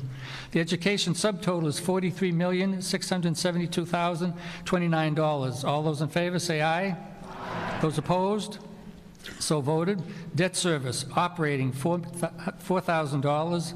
Debt service, $358,650, for a total of $362,650. All in favor say aye. Those opposed? So voted. Total general fund budget, $70,510,987. All those in favor say aye. Those opposed? So voted. Water Division Enterprise Personnel, $877,583. Benefits, $297,391. Operating, $1,050,115. Capital outlay, $15,000. Debt service, $1,064,710, for a total of $3,304,799. All those in favor say aye. Any opposed? Yes, Mr. Blaze.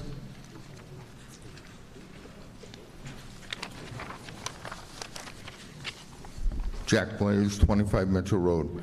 I'm curious, who would answer a question on the water department? Would that be the Commissioner of Public Works?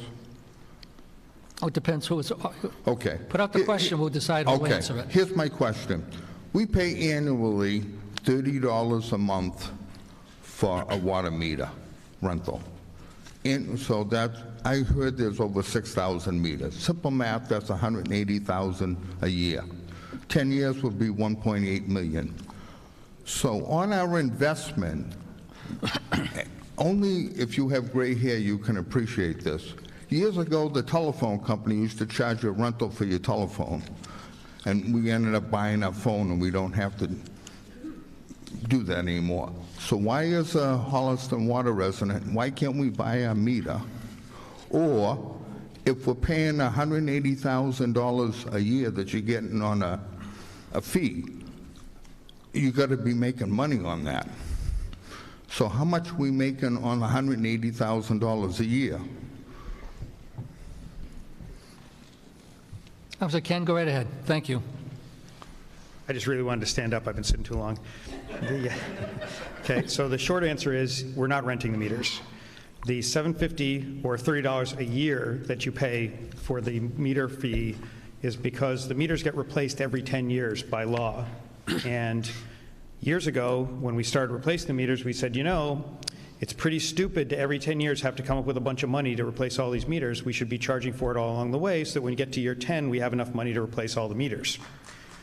That's why we do it. We buy the meters, but they need to be replaced. What does it cost to replace the meters? What you're being charged, basically, the fee is adjusted to cover the costs that we expect in 10 years' time. Obviously, we don't know what the 10-year costs will be. Well, you have 1.8 million plus interest, because you're making interest on the money every year. You're not putting 180,000 in the petty cash drawer, are you? No, the reason it's broken out on your water bill as a separate meter fee is because it is kept in a separate meter fee account. So what do you do with that money for an investment? If you're not using a water meter for 10 years. That, in terms of what actually happens in terms of the interest bearing on the account, that would be more appropriately answered by our town treasurer, because these funds are, to answer, the short answer is the money doesn't just sit there and earn no interest, okay? All the town's funds are either invested where they can be or in interest-bearing accounts, because obviously the 7 of us, the 3 of them, the town administrator and our finance director are not idiots. So we invest the money to get interest, okay? So if you're not an idiot, what kind of investment do we get back on our deposit? As I said, the finance director, the treasurer can give you the details. Finance guy. No, I'm the chair of the finance committee, but the treasurer is the one who handles the town's investments and could tell you exactly what the returns are. Yeah. But as I said, the money is not, it's accumulated over 10 years, earning interest the whole time, so that at the end of year 10, we don't have to come back and say we're going to charge everybody for meters, or it's just prudent financial planning, which is one thing that everybody who's listened to me for many years knows is I'm very big on. We don't want to get surprised by expenses we can see coming 10 years in advance. So let's collect the money along the way so that when the time comes, we have the money. Okay, thank you. Travis is going to be heard on the topic. All right, I just want to clarify a couple things that the Finance Committee Chair just said. If you're following along in the book, so if you go to page 59, that's where all the water finances are broken out. So you can see the normal cash balance, which was referred to as retained earnings, the infrastructure fee, which is how we replace water mains, and then the water meter fee. And if you look at that on the balance, what you'll see is, and for anybody who was at town meeting last year, we've appropriated $905,000. And the procurement process has begun on what is going to be a widespread town-wide replacement of water meters. So the procurement of that is being overseen by not only the DPW director, who apologizes, he's on the road at the moment, but also the facilities director, who's in the back of the room, who's public procurement certified, as well as myself, who's running that procurement. If there's any questions on the water meter replacement, and then as the Finance Committee Chair mentioned, the treasurer is in the room, finance director, who's investing that money. If there are additional questions on how it's being invested, pretty much every investment that a town can make with public funds is regulated at the state level of how that can be invested, and the treasurer's job is to maximize that while minimizing risk. Thank you. Thank you. Okay, we'll proceed to a vote on the Water Division Enterprise Personnel 877,583, Benefits 297,391, Operating $1,050,115, Capital Outlay $15,000, Debt Service $1,064,710, for a total of $3,304,799. All those in favor say aye. Those opposed? So voted. That completes the omnibus budget.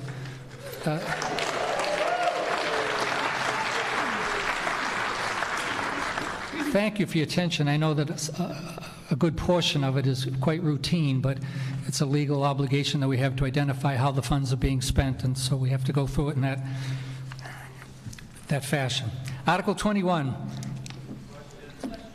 Yes? All right, take your time.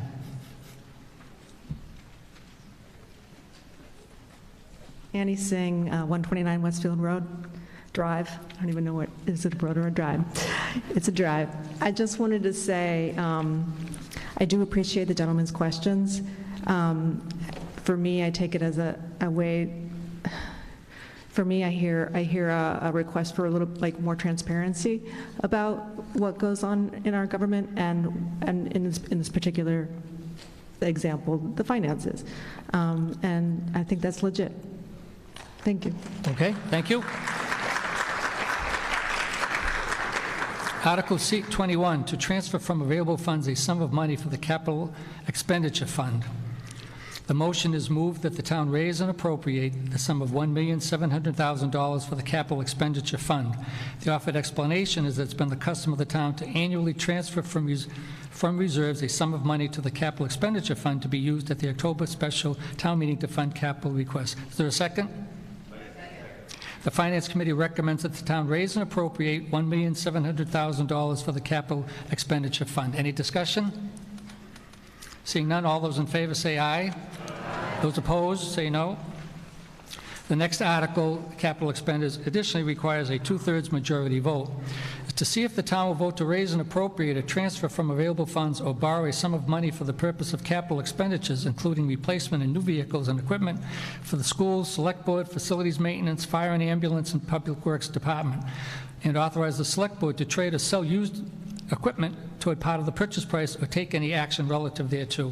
And for the benefit of the folks who are at home who don't have the warrant available to them, ambulance, $57,828, fire, structural firefighting gear, $33,000, facilities, town hall, HVAC systems, $12,150, facilities, central fire improvements, including windows, $135,000, facilities, central fire roof replacement, $300,000, facilities, wastewater treatment plant, SCADA sensors, $24,000, DPW highway snowplow with power angle, $26,000, DPW heavy-duty flatbed body, $12,400, DPW highway asphalt burn machine and side bucket for skid gear, $17,850, school department curriculum materials licenses, $250,700, school technology, laptops and infrastructure, $231,000, schools highway auditorium wall insulation,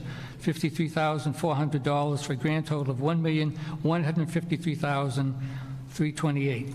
The FinCom recommends that the town appropriate $1,063,328 from the capital expenditure fund and $90,000 from the balance of Article 5 from the December 20 town meeting for the items listed in the article. 6-0, Mr. Noss absent. The motion is moved that the town appropriate the sum of $1,063,328 from the said capital expenditure fund and $90,000 from the balance of Article 5 from December 2020 town meeting for the purposes listed in Article 22 in the warrant. Is there any second to that? Any discussion? Seeing none, all those in favor say aye. Those opposed, so voted. Excuse me? Yes, I declare that a unanimous vote. Article 23, HDAAC opioid response initiatives, to see if the town will vote to raise and appropriate or transfer from available funds a sum of money for the purpose of addressing the opioid epidemic as defined by the opioid settlement received by the town or take any relative action thereto. Move that the town appropriate $50,000 from the opioid stabilization fund for the purposes stated in the article. A brief explanation is warranted here. This is new to us. The HDAAC is dedicated to fostering communication, collaboration, opportunities, and support for the people of Holliston. By addressing the opioid crisis through the following strategic initiatives, HDAAC aims to create a resilient and informed community that actively works toward mitigating the harmful effects of substance abuse. The intended allocation of the funds is to support people in treatment and recovery, $15,000, connections to care, $2,500, harm reductions, $15,000, needs of criminal justice involved persons, $2,500, need for pregnant and parenting women, $1,000, and prevent misuse of opioids, prevention education, $14,000. The Opioid Stabilization Fund received $73,940 in fiscal year '23, $65,000 through March for this year, for a total available balance of $139,579. The FY25 operating budget assumes the use of $30,000 for position with Youth and Family Services, and the article requests an additional $50,000 be approved for the expenses above. The remaining balance of these proposed costs would leave $59,579 in the fund, with additional supplement funds to receive over the next 10 or 15 years. Is there a second to the motion? Any discussion? All those in favor say aye. Aye. Those opposed? So voted. Water Division.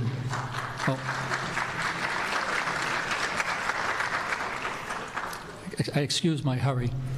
Water Division, lead and copper rule revision compliance. The article has an estimated cost of $300,000.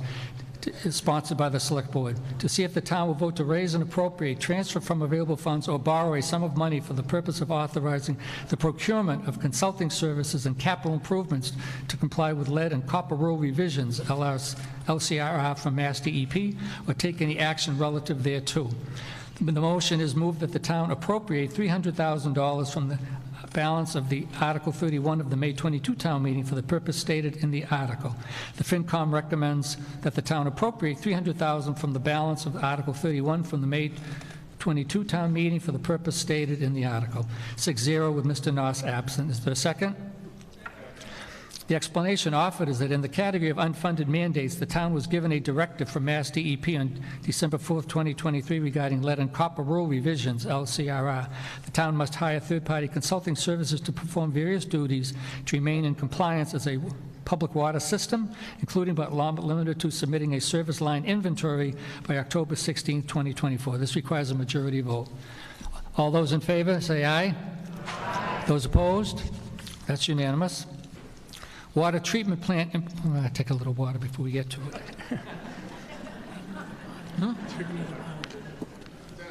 Thank you, it's Holliston water. Water treatment plant improvements, to see estimated cost $500,000, to see if the town will vote to raise and appropriate, transfer from available funds, or borrow a sum of money for the purpose of upgrading filter media and making other facility improvements of existing water treatment plants, or take any action relative thereto. The motion is moved that the town appropriate $500,000 from the balances of previously approved warrant articles, $80,000 from Article 31 of the May 22 town meeting, $250,000 from Article 17 of the October 18 town meeting, $24,000 from Article 9 of the December 20 town meeting, and $146,000 from Article 4 of the October 19, 20 town meeting for the purpose stated in the article. The Finance Committee recommends that the town appropriate $500,000 from the balances of the following articles: $80,000 from Article 31 of May 22 town meeting, $250,000 from Article 17 of the October 18 town meeting, $24,000 from Article 9 of the December 20 town meeting, and $146,000 from the Article 4 of the October 19th town meeting for the purpose stated in the article. 6-0 with Mr. Noss absent. Is there a second to the motion? Any discussion? Seeing none, all those in favor say aye. Aye. Those opposed? So voted. Now we'll move to Article 26. Special legislation, Town Manager Act, sponsored by the Select Board, to see if the town will vote to authorize the Select Board to petition the General Court for special legislation creating a town manager position and prescribing the duties and responsibilities thereof, and further to authorize the Select Board to accept any non-material revisions to said legislation as may be required by the General Court.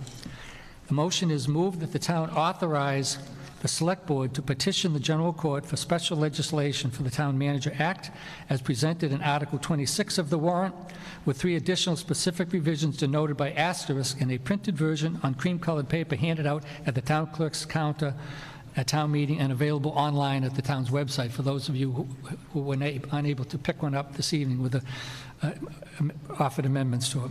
The suggested explanation. The act is intended to streamline the day-to-day operations of the town, shifting responsibility of certain daily operations to the town manager from the Select Board to avoid requiring meetings for approval. Examples include applying for and accepting grants, signing contracts that have been procured under the Attorney General's guidelines, signing weekly AP, I assume that's accounts payable, and payroll warrants for timely vendors. Is there a second? The FinCom will make a recommendation at town meeting, so we'll and I have not that yet, so I'll call on Dr. Shader to give us FinCom's recommendation. The FinCom voted 5-2, as I mentioned in my presentation, to recommend indefinite postponement of this article. So. Okay. Yeah, you want to be heard on that to explain, Dr.? Okay, so obviously individual members of the Finance Committee can comment on the reasons for their vote, but I will just give you a brief history, which is this first came to us in March of this year. So it's only been about 8 weeks. We had some significant questions about it. Just to be clear, this is my personal opinion, is I'm not opposed to a town manager.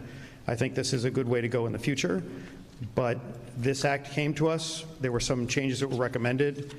It's being hastily discussed. Some of the other boards have issues with it. You see the result of this haste tonight in that you were handed something tonight with edits that were not included in the warrant that went to the town. So the issue isn't whether we support or don't support a town manager, at least, again, this is my take on my vote. It's that I asked for some changes that were not included. Some other members asked for some changes that weren't included. Some other boards asked for changes that weren't included. And literally, the last week of my life has been nonstop texting about changes to this act, which says to me, if we're going to do something, this is not a bylaw where we can approve it and then change it next town meeting. This is a law we are sending to the State House to go through the legislative process to become law. Changing it is really hard. It requires a new act of the State House. So my personal opinion and the opinion I think of some of the other members of the Finance Committee, they can speak for themselves, was that this is a rush job. And even if we support having a town manager, this is not something to be done in 8 weeks and have all sorts of open questions about where we want to go with this. And that's why we voted, majority voted to recommend indefinite postponement. Okay. Further discussion on the motion to indefinitely postpone? Has been seconded. Chief?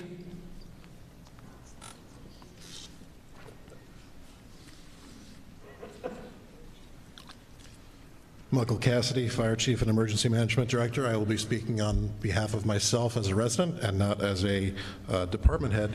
But it's my understanding from parliamentary law that a motion to indefinitely postpone is often used to temporarily or permanently suppress a main motion without taking a view on its merits.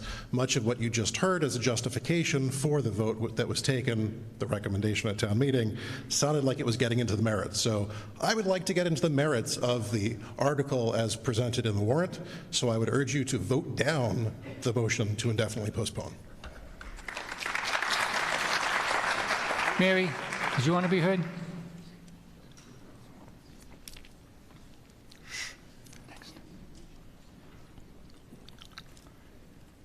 I'll be very brief. I just want to read you something that I wrote for the history book. For those people who, Mary Greendale, 198 Highland Street. Thank you, Paul. I forget. Okay, so I wrote this in the history book. For those of you who are newcomers, I just think you need to be aware of this. Holliston has often been reluctant. By the way, it was 30 years ago, this very meeting, when we passed the Town Administrator Act. And at that time, we wanted to do what is being proposed tonight. But never mind. Holliston has often been reluctant. You see what I mean? It seems we needed a crisis to make us actually move forward in a direction that we had considered and indefinitely postponed. Indefinite postponement is the town meeting language for kicking the can down the road. Our government structure has not kept pace. More to follow in the history book. I also suggest that we vote against indefinite postponement.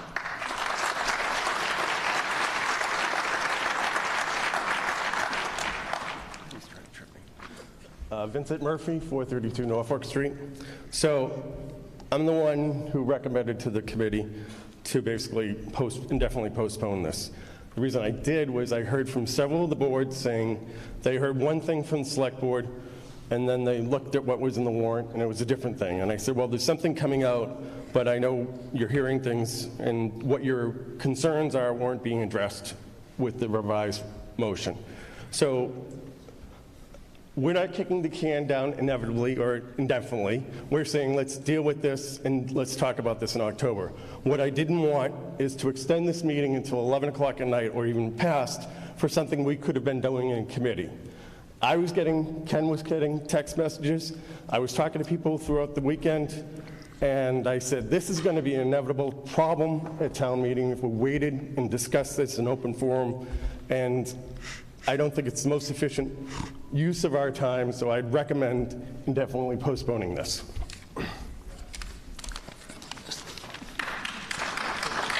Yes, Ben, go right ahead. Ben Sparrow, 9 Forest Park Drive, and a member of the Select Board. I understand the consternation about this, but I also think it's important that we hear some of the details and understand not only the history here, but I mean, this has been 30 years in the making. We haven't updated this in 30 years. And it's important that I think we have these conversations. And sometimes conversations are hard, and we have to have them late into the evening because they're hard and they're important. So I think we should take the time to hear the merits and understand what's going on in the article and discuss it there at this time rather than indefinitely postpone. We have more information that we can present that's germane to the actual article, not to indefinite postponement. So thank you. Up against the wall? Yes, sir.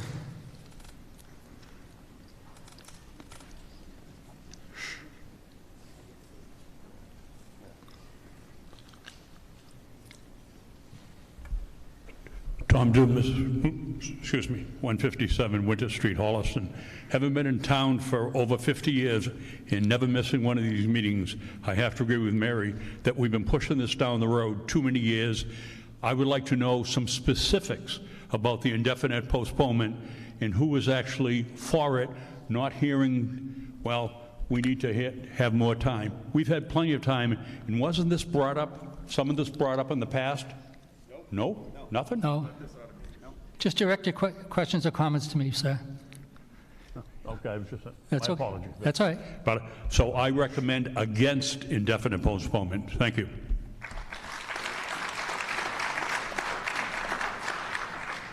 Ken, I'll get you next.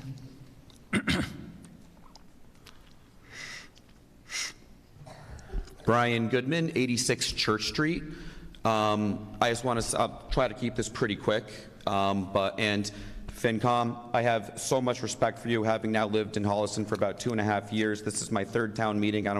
I anticipate living here at least another 28. I don't anticipate missing a town meeting, and I think I hope I speak for most of you where doing business in several different surrounding towns and seeing how so many are so close to receivership, it's kind of scary, and I'm very confident that our finances are in very capable and intelligent hands. With that said, I got to agree with Mary. I know all the talk is of Holliston 300 this year and celebrating the last 300 years. I'm interested in the next 300 years, and I want Holliston to have its best years ahead of it, not behind it. And the way we do that is updating our town leadership. We've spent a lot of money, I'm sure, over the last couple years with envisioning future Holliston. We've been paid for vision, but vision ain't going to get you anywhere. We need leadership to get there, and postponing the leadership further is just going to keep us mired in the past, not in the future. I support voting down the indefinite postponement and supporting the positive vote to make Travis Ahern town manager. Thank you.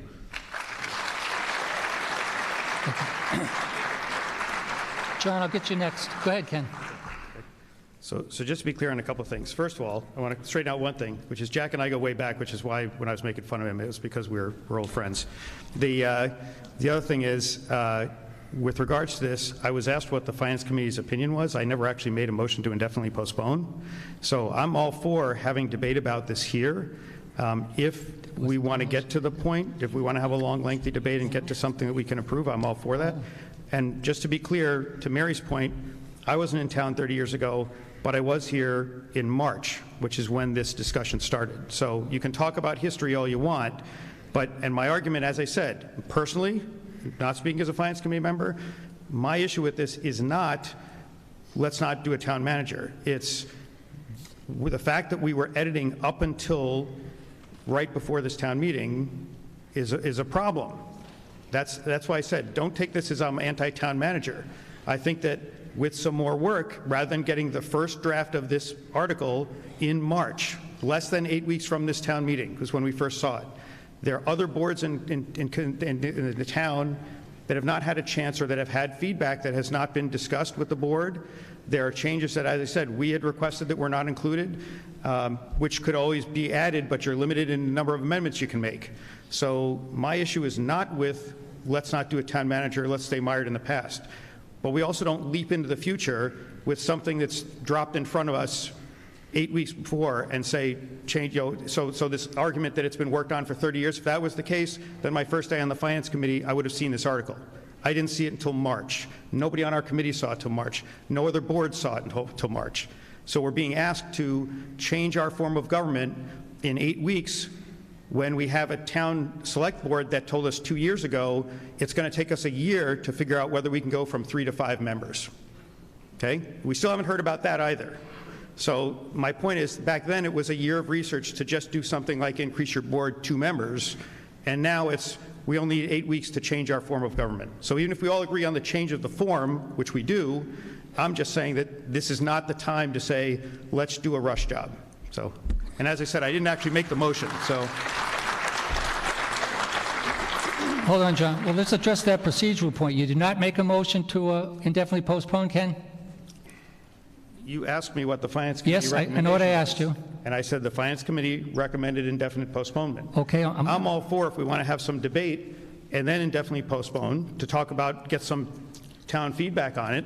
Okay. And then if we get to someplace, fine. But I also think the flip side of it is I don't think we're going to be able to do that on the fly at a town meeting. Okay. So eventually I think I would recommend indefinitely postponing, but I'm not trying to stifle debate by saying I'm going to do that right up front if people want to have debate about it. Okay, well, I misunderstood then. I thought you had made a motion to indefinitely postpone. So the article is open for debate, and I'll entertain any motion that anybody wants to make at any point in time. Mr. Cronin, and then Mary, I'll call on you next, please.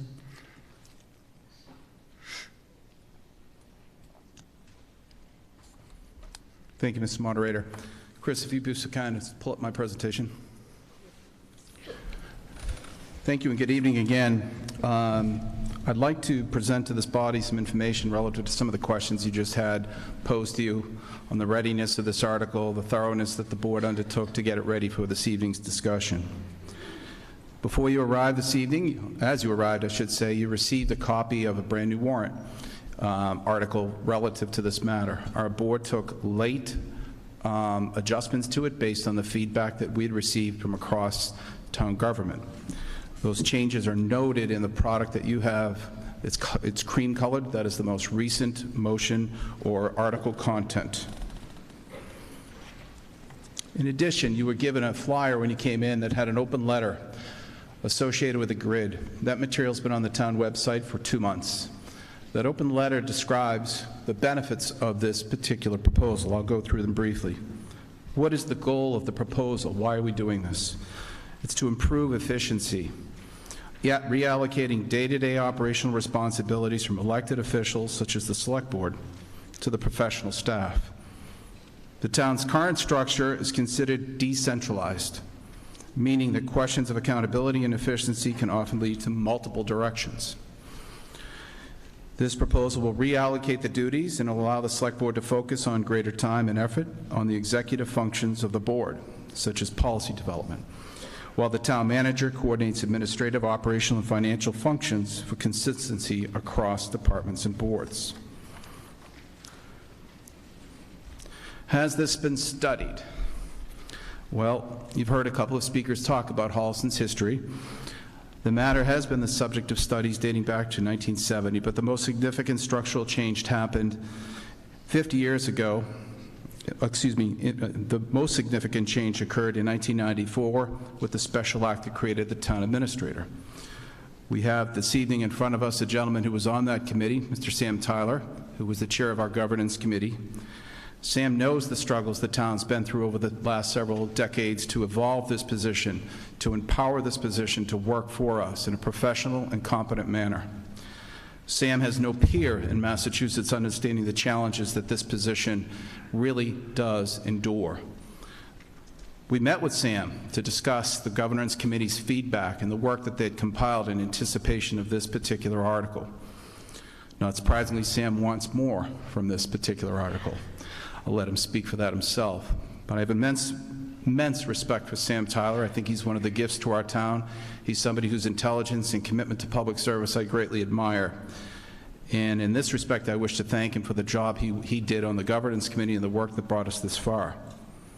In 2020, that governance committee, which was formed, started to look at several elements, including this. Upon the disbanding of the governance committee, that information has since been shared with us. We also engaged Mass DOR, the Division of Local Services, for an evaluation. DLS reported and issued a report to us on November 2nd, 2021, that found Holliston's government remains decentralized, with only incremental changes to the management structure made over the last 4 to 5 decades. Internally, the Select Board process began of studying models and advancing drafts to stakeholders and departments on March 13th, 2024. I apologize for the next screen. I know you probably can't read it very effectively, but you'll have to take my word for it. These 11 benchmark dates show the progression of this particular item, where it originated from. How did it get to the form that you see this evening? One of the things that you have to understand is that Massachusetts has many different town manager models. We understood the need to look at a model that really recognized the administrative benefits. We focused on the town of Wayland, which had recently passed a very similar article. We were very deliberative. We wanted to avoid any collision of these duties, specifically with the Finance Committee. This body evaluated the Finance Committee's role several years ago. We listened. This proposal does not touch any of the Finance Committee's rules, their regulations, or their bylaws. Not at all. As we progressed, we started looking internally, first among ourselves, drafting, editing. We had council weigh in, and then eventually, as I mentioned, on March 13th, we distributed that working draft to the stakeholders. We identified 5 boards and committees that would be directly affected by this model. I always get them wrong, but I'll try to get them all straight here. Board of Health, Assessing, Planning, Parks, Library, I think I always forget one. Put your hand up if I forgot you, but there are 5. Those particular boards and committees evaluated at their level. We received feedback from all of them. Most of them embraced this particular model, wholeheartedly and in some cases unanimously. We received feedback anecdotally from other stakeholders, including the schools and the Finance Committee. We were curious. Is there something in here that you want us to tweak or look at? I'm happy to tell you we accepted virtually every single edit. It was important to our board that those edits were inclusive in this model. That's why you have a cream-colored version in front of you right now. We waited until the last minute to put every single edit in to make sure there was a collective and spirited input of this material before you this evening. I'll leave that particular screen in your memory. I know it's hard to read, but I think it's important to know that the progress to get us here wasn't just 8 weeks ago. It was years ago. It was progress towards analyzing, talking to the right people, and bringing together something that we believe you will support. But why now? Well, the town of Holliston as an organization operates at over $70 million. You just voted it. Due to a highly regulated environment with greater complexities each year coming from state, local, and federal policy decision makers. I would venture to guess many of you have dropped in on a select board meeting on occasion Try doing so during the budget season. Try doing so during the collective bargaining season. Try doing so during any complex discussion. It all goes back to the stakeholders at Town Hall. We're volunteers. I work for you 1 day a week. They worked for you 5 days a week. The investment that we're trying to make is to professionalize this role at Town Hall. Indeed, survey results from Envisioning Future Holliston illustrated this community's desire for changes, specifically residents who are looking for increased transparency, accountability, and more centralized municipal government. If somebody called the town manager's office, town administrator's office right now and asked a question about one of those other departments, they'd be forwarded to the other department. This makes your call a little bit more central. You'll get answers. There's accountability behind that question. This change is, after all, for you. Slide 5. What does it do? Well, under the Act, the town manager is giving clear authority and responsibility for managing the town in 4 areas: administration, finance, personnel, and facilities and property. One of the items that was on the back page of that letter is a grid. I invite you to read it and juxtapose what the town administrator currently does versus what the town manager will do. We're happy to answer any questions that may come up as a result of your inquiries, but we felt that that tool might be helpful for you to see where this is moving within the Act. As you can see, administratively, it clarifies the town manager's authority and responsibility to ensure compliance with policies, procedures, and federal and state local laws. The Act clarifies the town manager's financial responsibilities, reporting to various stakeholders, including the separately elected Finance Committee, whose role, again, is unchanged. On personnel, the Act centralizes the authority and responsibility from the Select Board to the Town Manager with regard to negotiations of collective bargaining agreements, personnel agreements, and standardizing consistent and compliant hiring practices. Facilities and property, the Act clarifies the Town Manager's responsibility for construction, repair, and maintenance of all town buildings, etc. Next, does the Act make any other changes? No. There is no change to the makeup, appointment process, or authority of existing boards, committees, commissions, with the exception of the Select Board. I know it's late, but I want to repeat that. There is no change to the makeup, appointment process, or authority of existing boards, committees, or commissions. No change. The Act would confirm the practice that has been in the place for the hiring of certain boards and committee staff, wherein the town manager will now consult with the elected boards and committees. Following screen is the one I mentioned, is on the back. I know it's hard to read. It's on the back of your narrative page. Feel free to examine that. Thank you for your time to listen to this brief justification for the proposal. I've heard some questions relative to haste or rush job. It's hard for me to listen to those words and process all the work that's gone into what you have before you. The Select Board feels very strongly now's the time to act on this particular item. I will be listening intently. I may have some questions from my peers across the way here as you consider this particular request. Thank you very much. I appreciate it. Thank you. Further debate? Yes, Dan.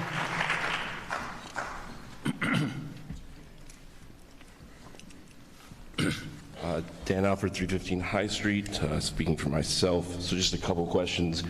One, why wasn't an expansion of the Select Board considered as part of this, given that it was a prior town meeting article?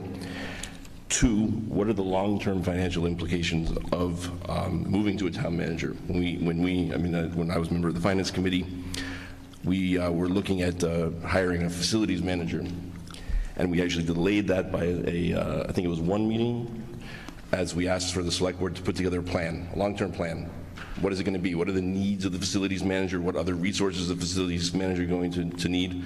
One of the sort of offshoots of professionalizing things is it generally tends to cost more money. So what other resources is the town manager going to need to run the government in the way that the Select Board anticipates? Has that question been answered? Have we looked at that? Have we looked at what the sort of long-term plan is going to be?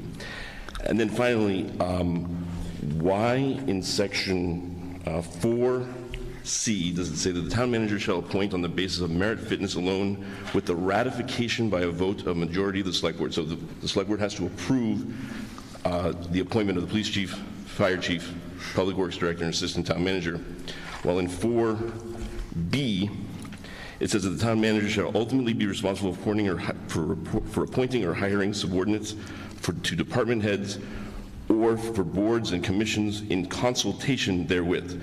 So in other words, independently elected boards will only have a consultation role and not an approval role in the hiring of their department heads. Holliston has a long history of supporting its independently elected boards.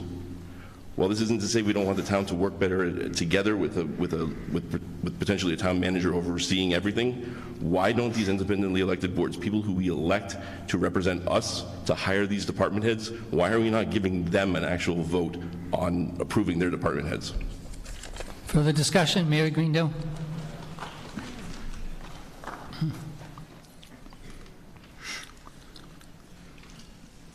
Mary Greendale, 198 Highland Street. Thank you, Paul. I currently serve on the Board of Assessors. About 2 years ago, I pushed the board to think about something. We were asked to sign regularly and also to evaluate annually different pieces of paper that had to do with what was taking place in Town Hall during the day. Regular oversight and management, stuff that any of you who operate a business or sit in any kind of management role do all the time. I pointed out that I was extremely uncomfortable, and used to be on the Board of Selectmen also feel uncomfortable, that we oftentimes were asked to sign things that we didn't really know for sure what was going on. So we asked and worked with Travis to create a process that would enable us in the hiring of a new director, sorry, he's called something else, full-time assessor, principal assessor, and an assistant principal assessor. And together, the board maintained all of its control in terms of knowing who these people were, talking to these people, asking people questions, getting feedback. We had our role. The time that it really paid off when it came to evaluation. So during the evaluation process, we were given a packet with all of the questions that we had to answer. Some of the questions, as I said, had to do with things like cooperating with other departments. How do I know? I'm not in Town Hall. So we answered the questions that had a direct relationship to those things that we knew. Were we getting all of the materials we needed to make decisions? Was the tax rate being set on time? Did we conform to everything that the Department of Revenue asked us to do? All of that, the things that we knew, we did our evaluation. Travis did a separate evaluation. Those evaluations came together, and ultimately we all agreed on what the outcome was. It was a seamless process, and I never for 1 minute felt like I had betrayed you as an elected official and done less than I was supposed to do in hiring personnel or in reviewing personnel. I think it's a bogus claim.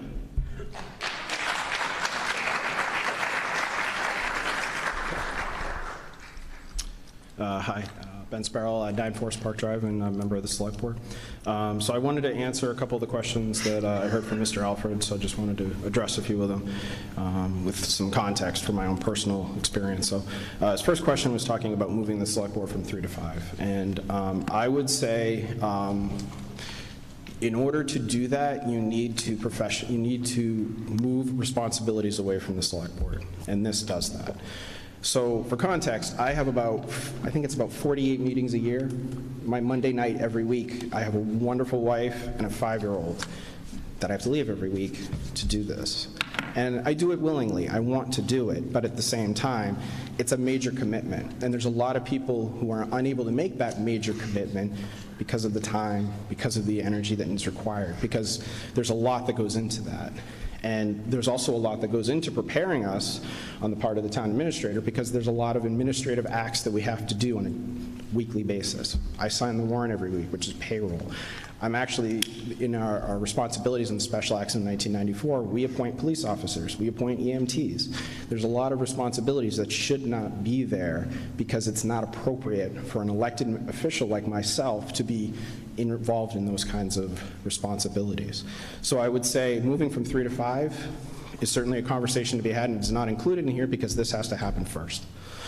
The second question was about potential pay changes. So there's two parts to that. The first part to consider is the fact that going through the general court might take 16, 18 months, something like that.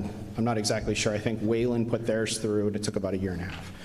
So it takes some time, and the contract for our present town administrator is not up for another 2 years, I believe. So that kind of conversation would be down the road, pending the passing of this type of change.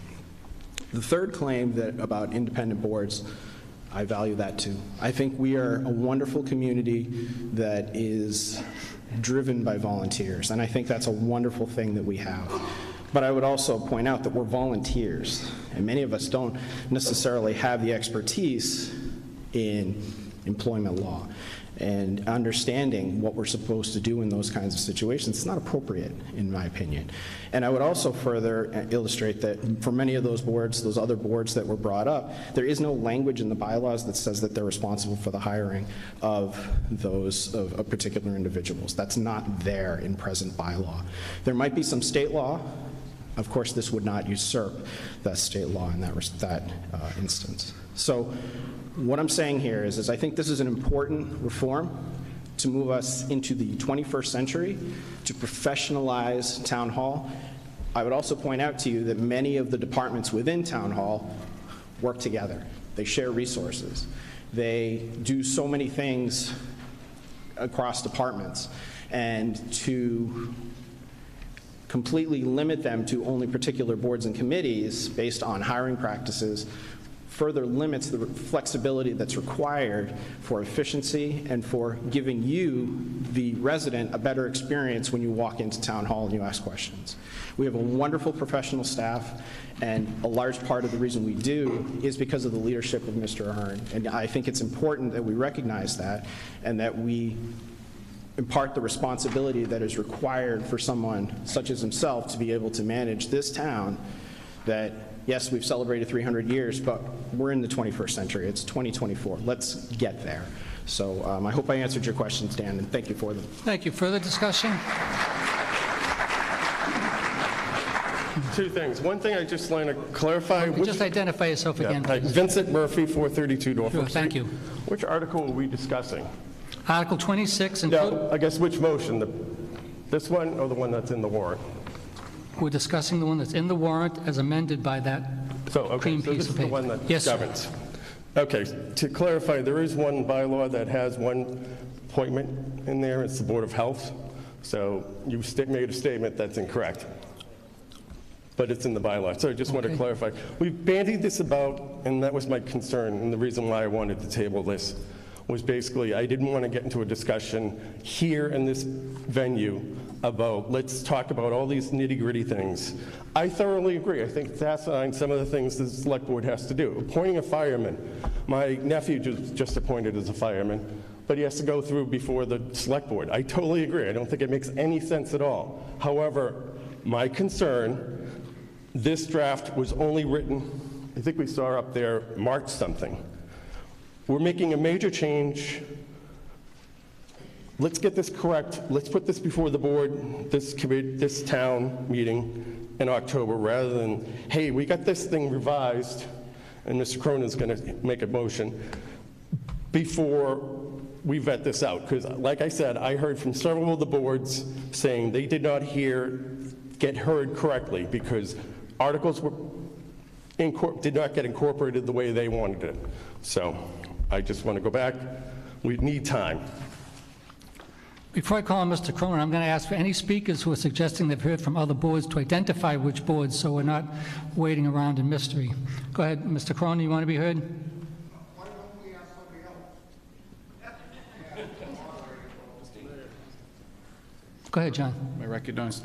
You were taking the words out of my mouth. I would like to hear from any of these boards and commissions that the Finance Committee has mentioned that found this process to be confusing.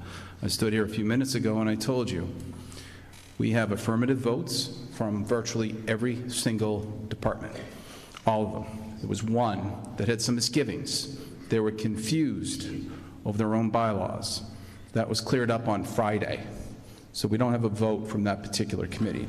But all the other ones voted or gave us thumbs up on this language.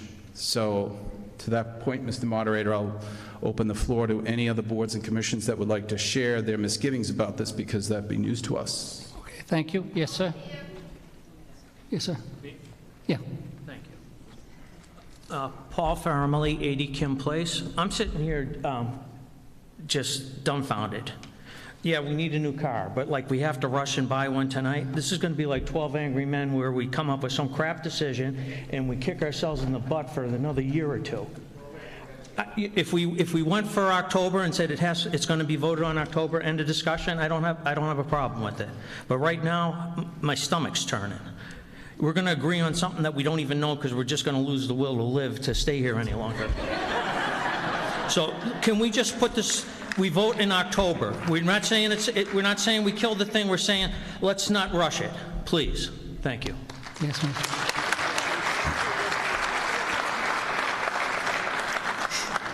Carla Alfred, 315 High Street, Holliston Library Board of Trustees, Chair. My board was one of the boards that took some question, as it was said, to some of the language involved. Wholeheartedly, we agreed that the town manager position is important, but we need more time to go over the language. Some of the pieces that we disagreed with could have been written better to protect some of the other boards. Some boards were given a little more allowance.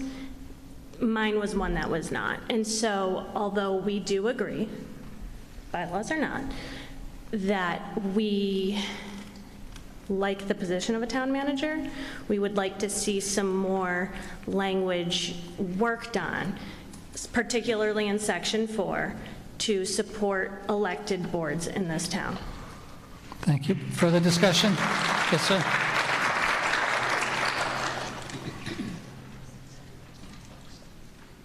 Bruce Wood, 128 Dalton Road.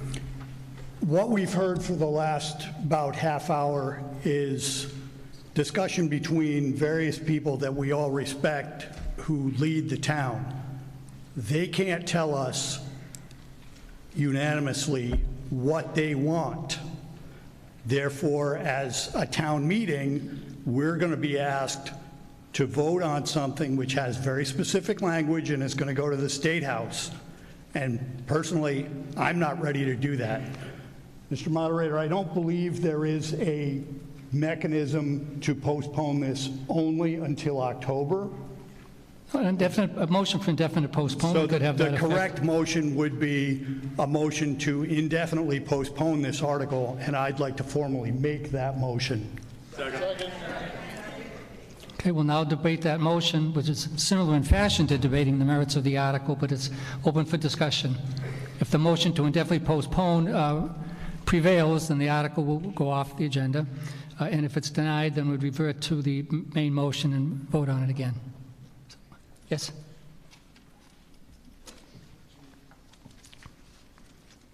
Julie Winston, 45 Country Road. As one of the Finance Committee members that did not want to postpone, I just wanted to explain a few of the points why. I'm not sure if anyone in here has ever written a policy or a paper with 35 other people, but it's quite hard. And 8 weeks is quite a long time to write something when you have a lot of people putting a lot of effort into it because it's a priority. The last amended version I received from the town was on May 3rd. And so although there's a lot of chatter about text message and phone calls and this and that, that wasn't part of the meeting, and the last I saw, the amendments that were requested were made. I have another perspective, I suppose, and it actually aligns well with what Mary said. I was in the National Guard for 22 years, and I was a part-timer, so National Guard part-time. And as a part-timer, but also as a leader, you have to learn how to work with your full-time people, and you have to evaluate your full-time people. And I relied on my full-time people to do a lot of that work. And it's the same thing with Travis and the select board, or with the town manager, administrator, and the select board, or with any board. You have to collaborate with one another, and you have to get on the same page. This document may not be perfect, but if we wait for perfect, we're never going to get there, because there are too many people who have too many different opinions. Thank you.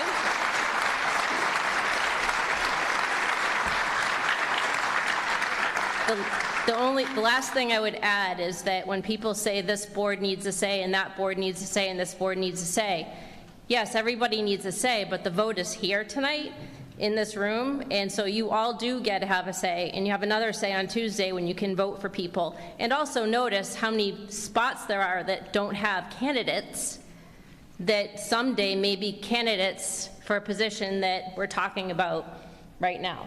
And so it's important that we get this vote moving forward, in my opinion. Thank you. Pam?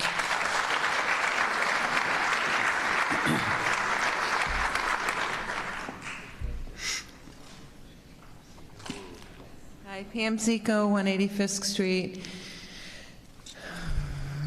I appreciate everything that's being said, but this is a major change to our government. And I'm reading this document, and I keep having a hard time trying to get through certain sections.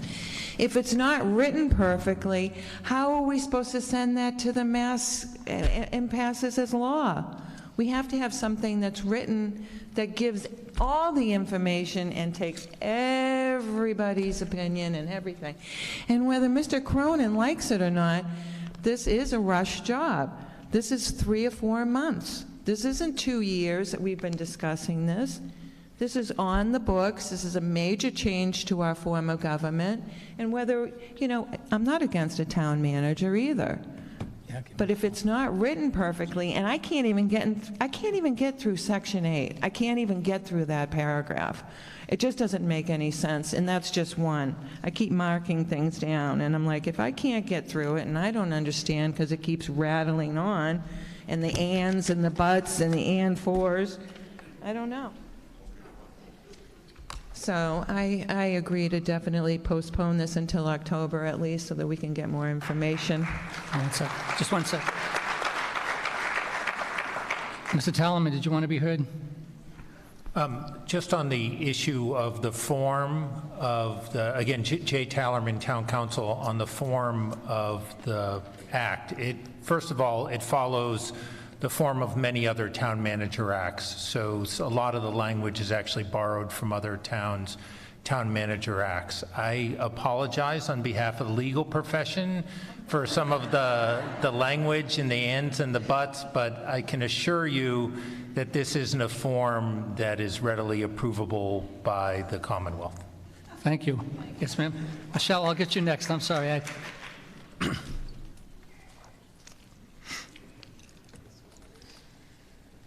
Good evening. Barbara Fitzwarby, 83 Rolling Meadow Drive. I think that this is a great idea. I have an amendment I would like to propose, and I've never seen anybody do that until the last hour. So, no, it's not. It's not amendable. This is a motion to indefinitely postpone. You can. We're still talking about that. Okay, yes, sorry. It's okay. Okay, so then I don't know where this comment fits then, but I have a concern with the way that it's currently written. I think that there's a bit of an over-concentration of power within the select board if they are hiring and then evaluating the town manager, and I know that's the way it currently is with the town administrator position, but if this position of town manager is going to be overseeing and collaborating all the other boards, then I think that the other boards should also have a say in who that person is. So I'm willing to talk more about that, but I hear that we're talking about whether or not we're going to vote tonight. So Thank you. Michelle Zima, please.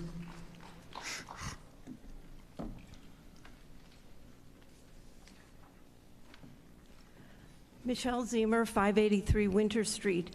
I'm sitting here and I'm hearing things that, oh, thank you.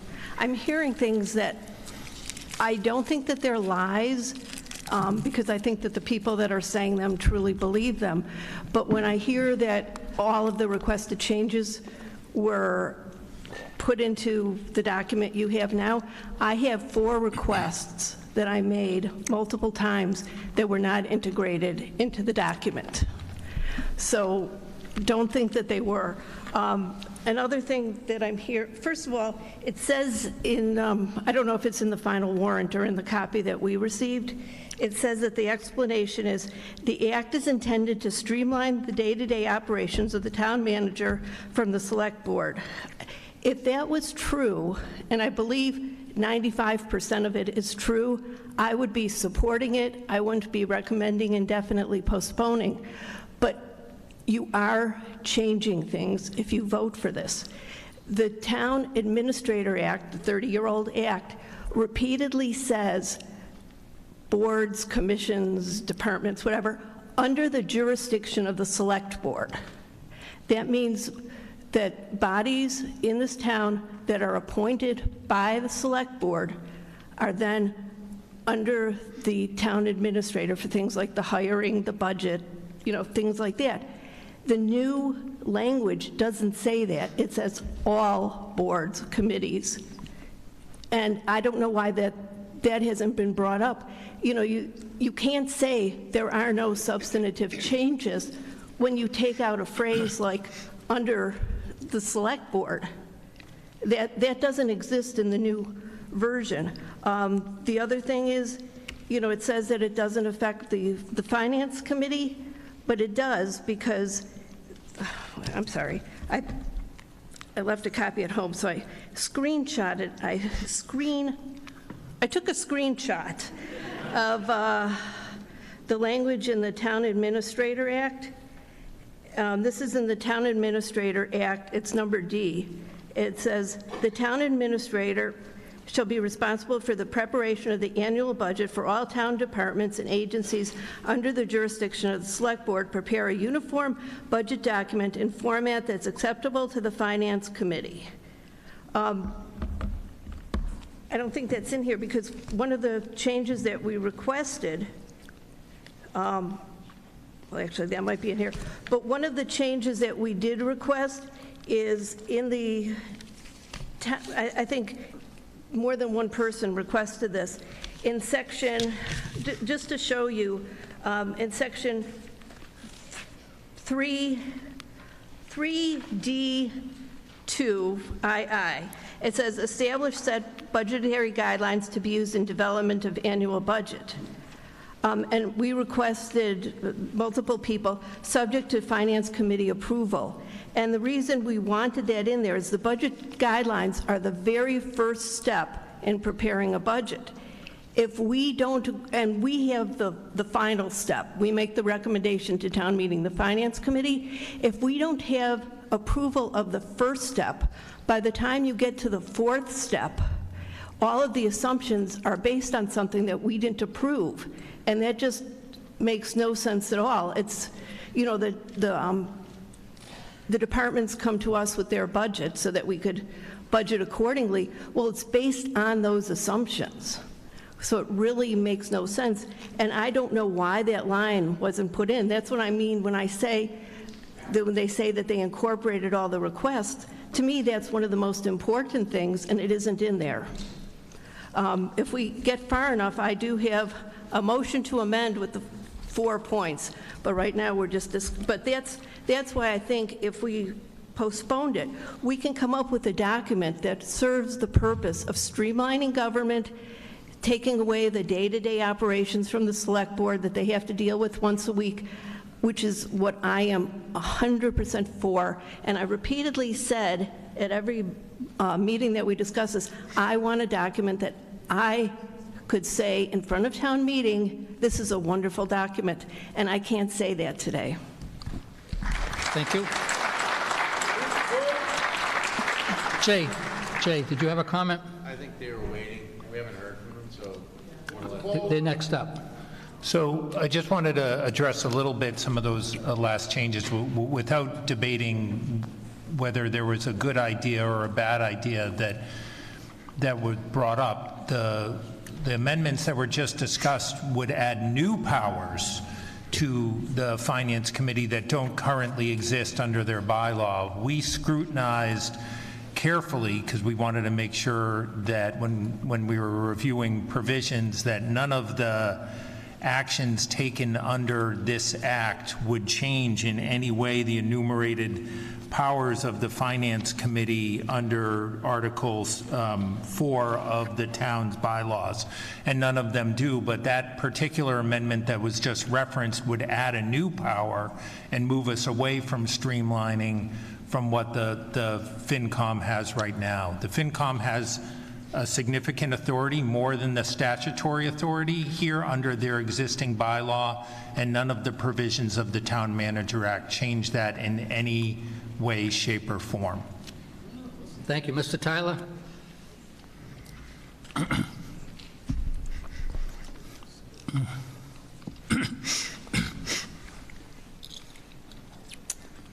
Sam Tyler, 353 Chamberlain Street. I've been involved with Holliston governance and management issues for many years, starting in about 1980. I was chair of the Governance Study Committee in 1994 after the work that was done in 93 and 94. And I was chair of the governance, well, I should say the chair of the Governance Study Committee in 1994. And the Governance Committee, which started in 2021, ended in 2023. In light of Mr. Cronin's comments, I feel now that I have to explain a little bit more why I've been involved all these years, and mainly because professionally, for 46 years, I served in an organization involved in promoting fiscal responsibility and management efficiency in the city of Boston. For the last 36 years, I was the president of that organization. And so over the years, I've applied the experience that I've gained in my day-to-day work in Boston to Holliston, and as a result, I've served in a number of different capacities, starting with serving on the FinCom during the time that the town was dealing with Proposition 2.5. In 1993 and 1994, when the Government Study Committee conducted its analysis, we focused on increasing the authority of the executive secretary to a town administrator position. However, we faced vocal opposition to the creation of the town administrator, it's Holliston after all, position from a sitting member of the board and also from a former member of the board, both concerned that this would take away, the creation of the town administrator would take power away from the Board of Selectmen. Consequently, responsibilities of the town administrator were limited in comparison with the authority of town administrators in other neighboring and peer communities at that same time. So we created, unfortunately, a less robust town administrator than other towns were enjoying at the same time. And so Article 26 really represents an important improvement in the management and operating functioning of the town than currently available to the town administrator, but it is still starting us off the same spot we were in 1994, having to deal with a less strong town manager than, frankly, if the governance committee were to make a recommendation. So we're sort of repeating that situation. The town manager can exercise, under this act or this proposal, the town manager can exercise a stronger coordinating role to ensure uniform management and operational policies among all departments and services. Frankly, my years dealing with the governance committee and looking at other towns, we find that Holliston is really behind a lot of these towns because government has become, over the 30 years since the creation of the town administrator, government has become more complex, more demanding, and towns have responded by professionalizing their full-time staff. And 30 years ago, we started that, but there's been no change in the legal authority of the town administrator in those 30 years, yet the environment of municipal government has changed dramatically. And for those who are thinking, wow, this is going to be a big change to change the name to town manager, as Mr. Cronin knows, I've read this proposal and I have told him I thought it was town manager light, because it doesn't provide, in the effort to try to accommodate other boards, particularly the Finance Committee, which is usually the board that tries to poo-poo management changes.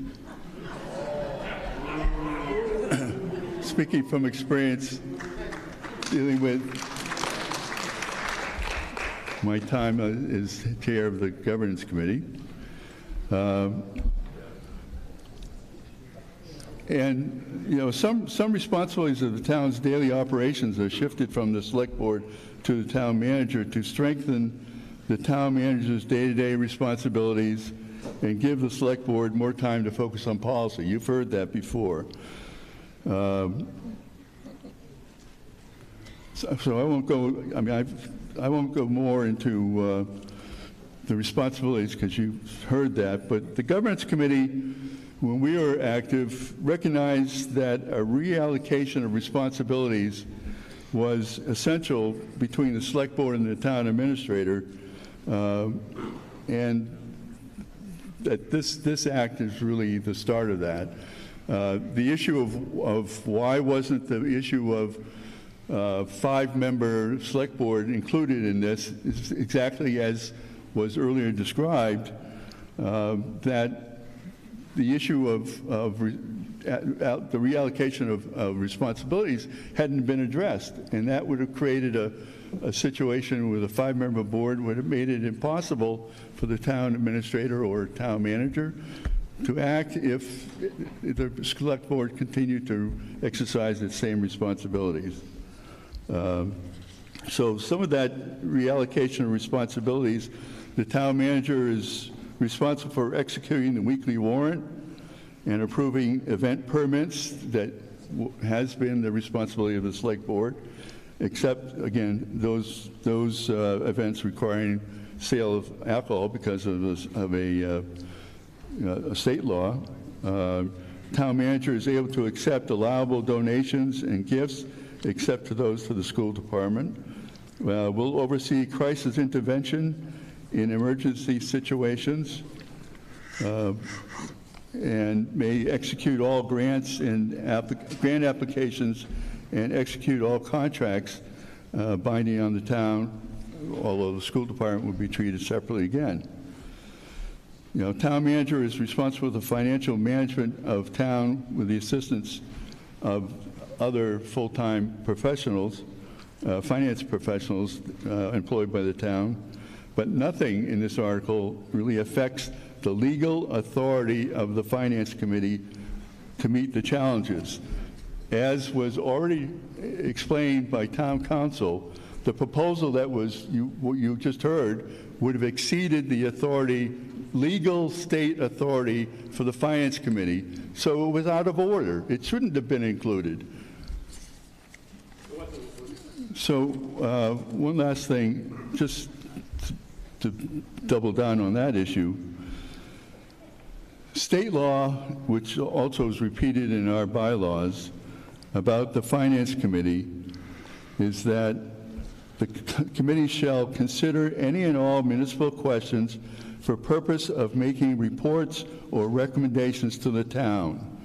It doesn't say anything about establishing guidelines or creating the initial budget. That should be the responsibility of the town administrator.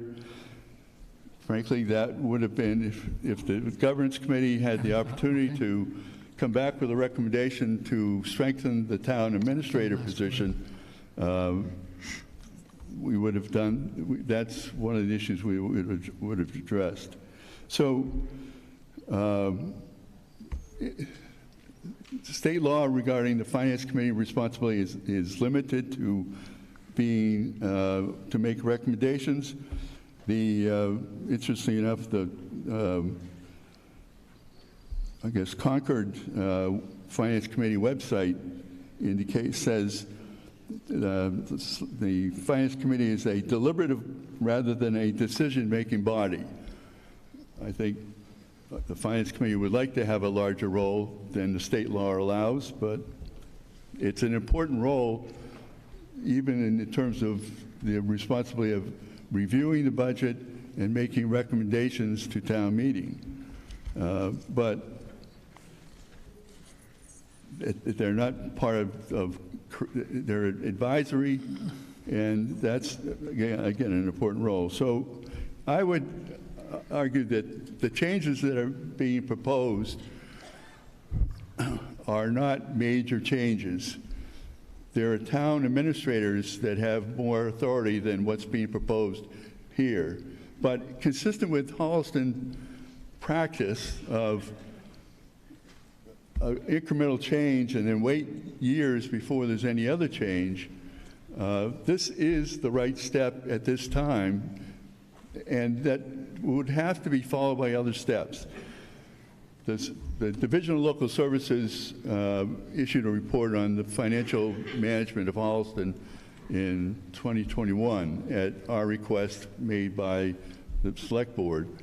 Their main recommendation was to create a charter which would really bring the structure together and explain the responsibilities, and so that really is another step that is needed.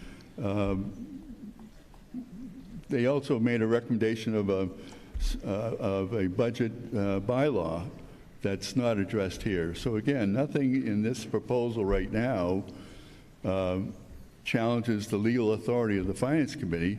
It really does create a structure that allows the town manager in a weaker state, frankly, to help coordinate the activities, and as Mary had described, the process of working with even independent boards and committees to deal with appointment process that has worked well. So it's already in practice.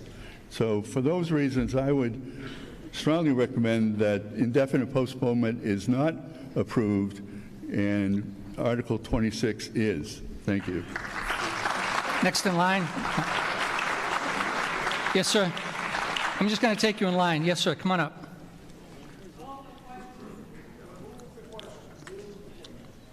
Be my intention to stop with Mr. LeBeau. If this gentleman's in line, he'll be the last word. Go ahead, sir. My name is Bob Cassidy. I live at 10 Regency Drive. And just be able to let you know, great motion of the FinCom and the actions that were taking place 30 years ago. Well, 30 years ago, I was the vice chairman of the FinCom, and I have the bruises to point it out. Yeah, I worked with Mary Greendale, who was a tremendous to select woman of the select board at that time as she is an assessor now. But I'm going to be able to speak on one simple thing. Due to the wording of this particular article, I am in favor of the Finance Committee's recommendation. For it states, as far as the postponement, indefinite postponement. That's technical. We can vote on this at the next special town meeting in August. The reason for this statement of mine is that nobody here was provided a breakdown of salary, benefits, retirement, and additional staff holding, numbers of staff, personnel, was it money, was not in a breakdown. It was never submitted to the town, which might have more people here if it was. We're asking for a change in our charter of our town government. That's the bottom line. And to hold on for a few months so all this information can be given to each and every one of us so we can make an intelligent decision. And that decision is just like I was on the FinCom when we hired you, by the way. And we're not related, although it is a lot of names of Cassidy. I strongly hope that this room and each individual who's online will take a time to think, because Holliston's your house, where we live in our house, and what you would want if your house was being modified in any way possible, and you can only do that with facts, figures, and intelligence.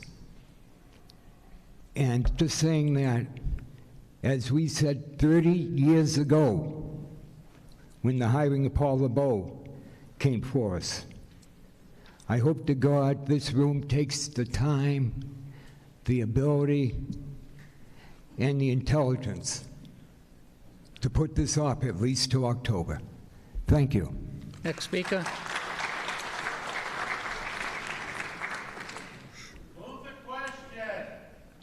Melissa Lesica, 418 Hanlon Road. I make a motion to move the question.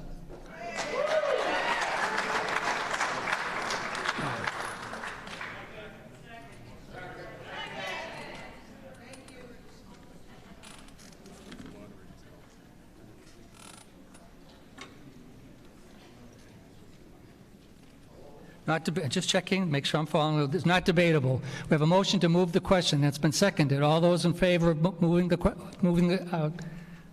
question? Aye. All those opposed? Aye. So voted. We'll return to the article. The matter before us is the motion for indefinite postponement. I have that made and seconded. No, it's okay. All those, I anticipate this will not be a unanimous vote, so we're going to have a vote by hand. So we have counters in each section. All those in favor of indefinite postponement, please raise their hand.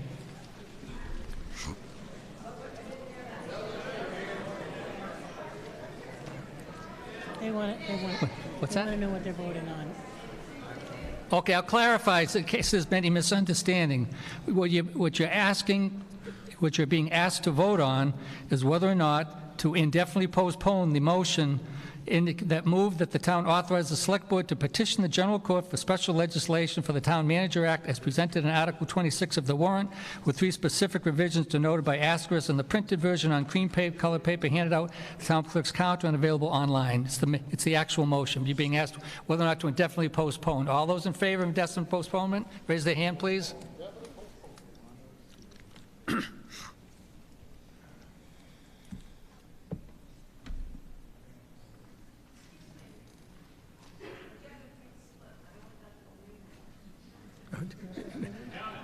No, we didn't pass out green ones. You all set? Say it louder. Thank you. Thank you. 28. Thank you. How many do we have? 5? Yeah.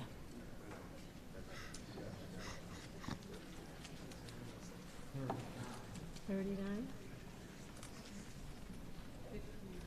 Thank you. Okay, we have those in favor. All those opposed, raise their hand, please. Is that close?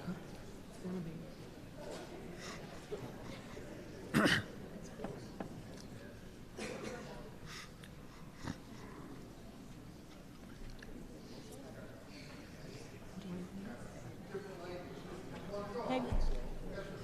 1-3.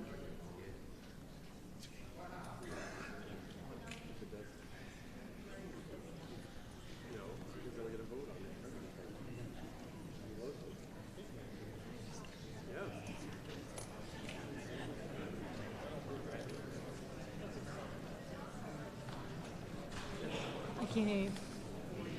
44, thank you. 31.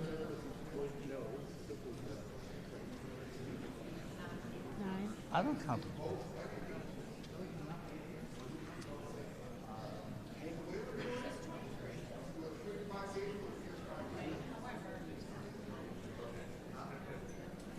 I'm sorry, what?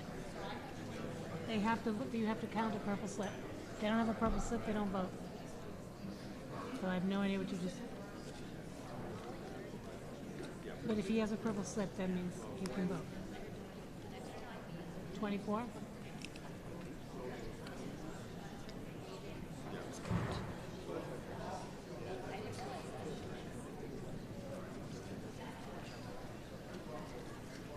Told them all that they were in the non-voters section.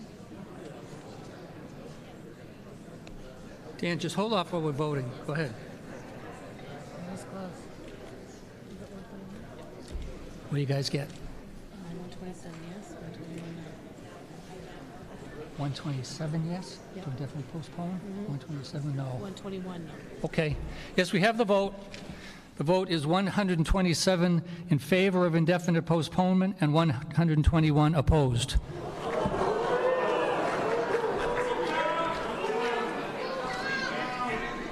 Do you have a provision? Jay, do we have a provision for recount? No. Okay. In order to have a recount, we need to have 7 people rise. 7. Okay. So noted. We're going to revote it at the request of the citizen.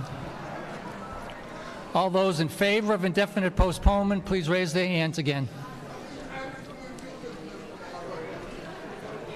Mr. Blaze, I was going to say I've missed you, but I'm not sure that's still holding on, okay? I just address one question at a time.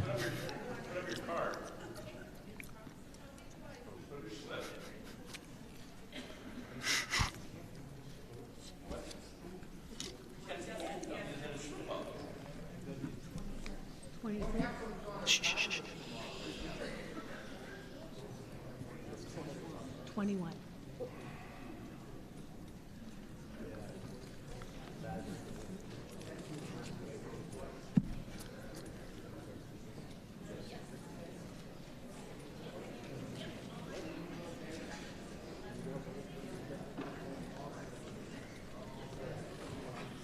I can't hear you. 16. 38. 38? Okay. Are these the ones in favor? Yep.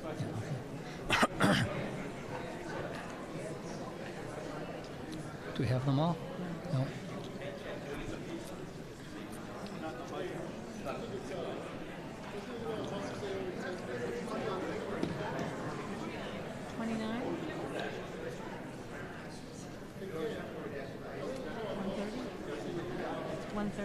Okay. All those opposed, raise your hand, please. More in favor. Mm-hmm.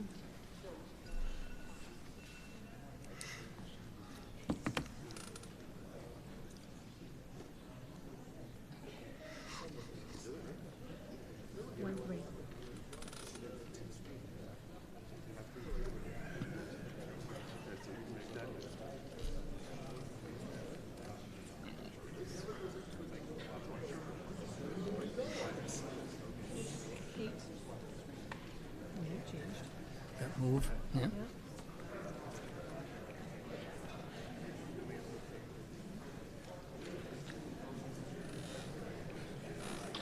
46. Oh, that changed. Was that more? Yeah. Yep.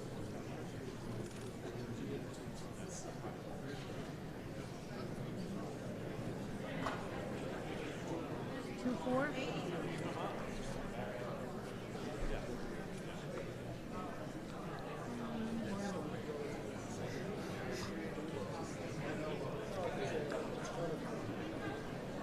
This is just on the motion to definitely postpone. We still need to vote on the article.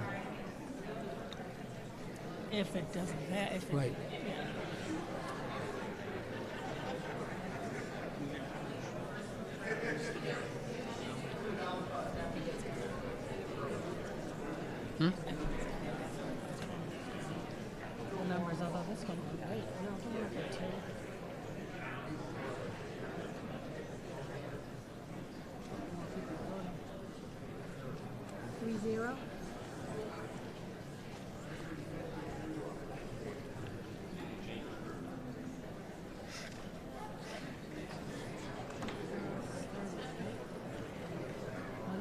it's the same.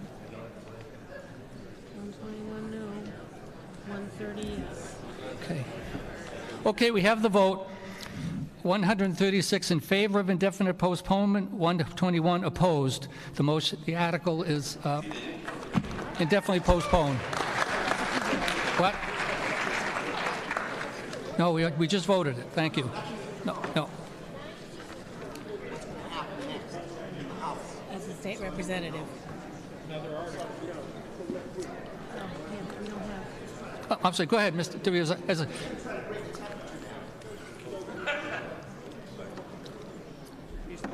Thank you, Mr. Moderator. James Arena DeRosa, 9 Mechanic Street. I'm also your state representative. I know there's been a little tension here, and I just wanted to give everyone a 2-minute update. The reality is, we're at the end of the session. I technically could file a home rule. It was good that John made the presentation. But the reality is there wouldn't be a hearing. I won't be able to file until next January. So the process should just continue with whatever wants to happen here, whatever commentary needs to happen, whatever tweaking needs to happen.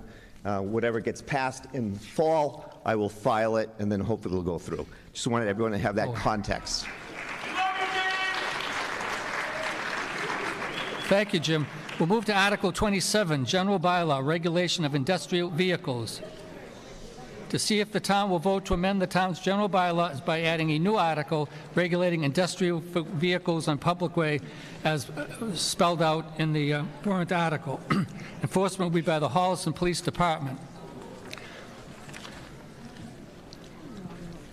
Where's the motion on this one? The motion on this one? A motion. Move that the town accept and adopt the general bylaws amendment as printed in Article 27 of the warrant with numbering to be determined by the town clerk. The explanation is as follows. The town has various side streets that have been classified by Mass DOT as having heavy commercial vehicle exclusions, meaning that the vehicles over 2.5 tons are restricted access. Although a 2.5-ton vehicle is exempt from the HCVE, if it requires the roadway to do business per statute. When Mass DOT approved the HCVE, the town was required to prove that heavy commercial vehicles have an alternate route, meaning that trucks are using these residential side streets to avoid traffic, not out of necessity. One issue with enforcing the HCVE is that the fine for such infraction is considered by some large companies to be worth the price of violation, and this general bylaw allows the town to address the situation without greater fines. The motion is again moved that the town accept and adopt general bylaws amendment as printed in Article 27 of the warrant with numbering to be determined by the town clerk. Is there a second? That's open for discussion. Yes, sir.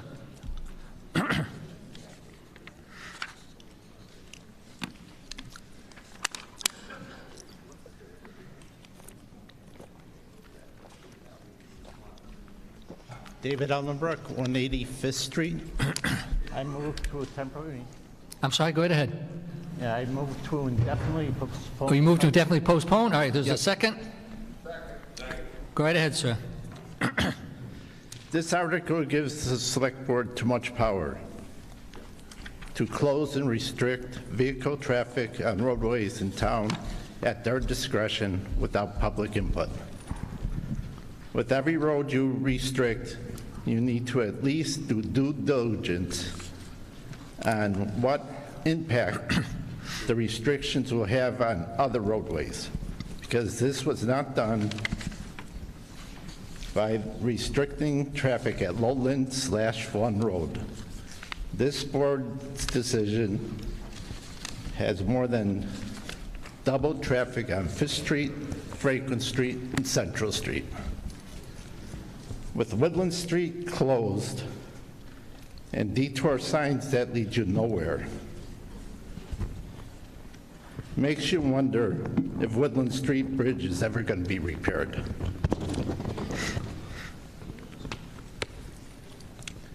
No matter what the select board is going to tell you,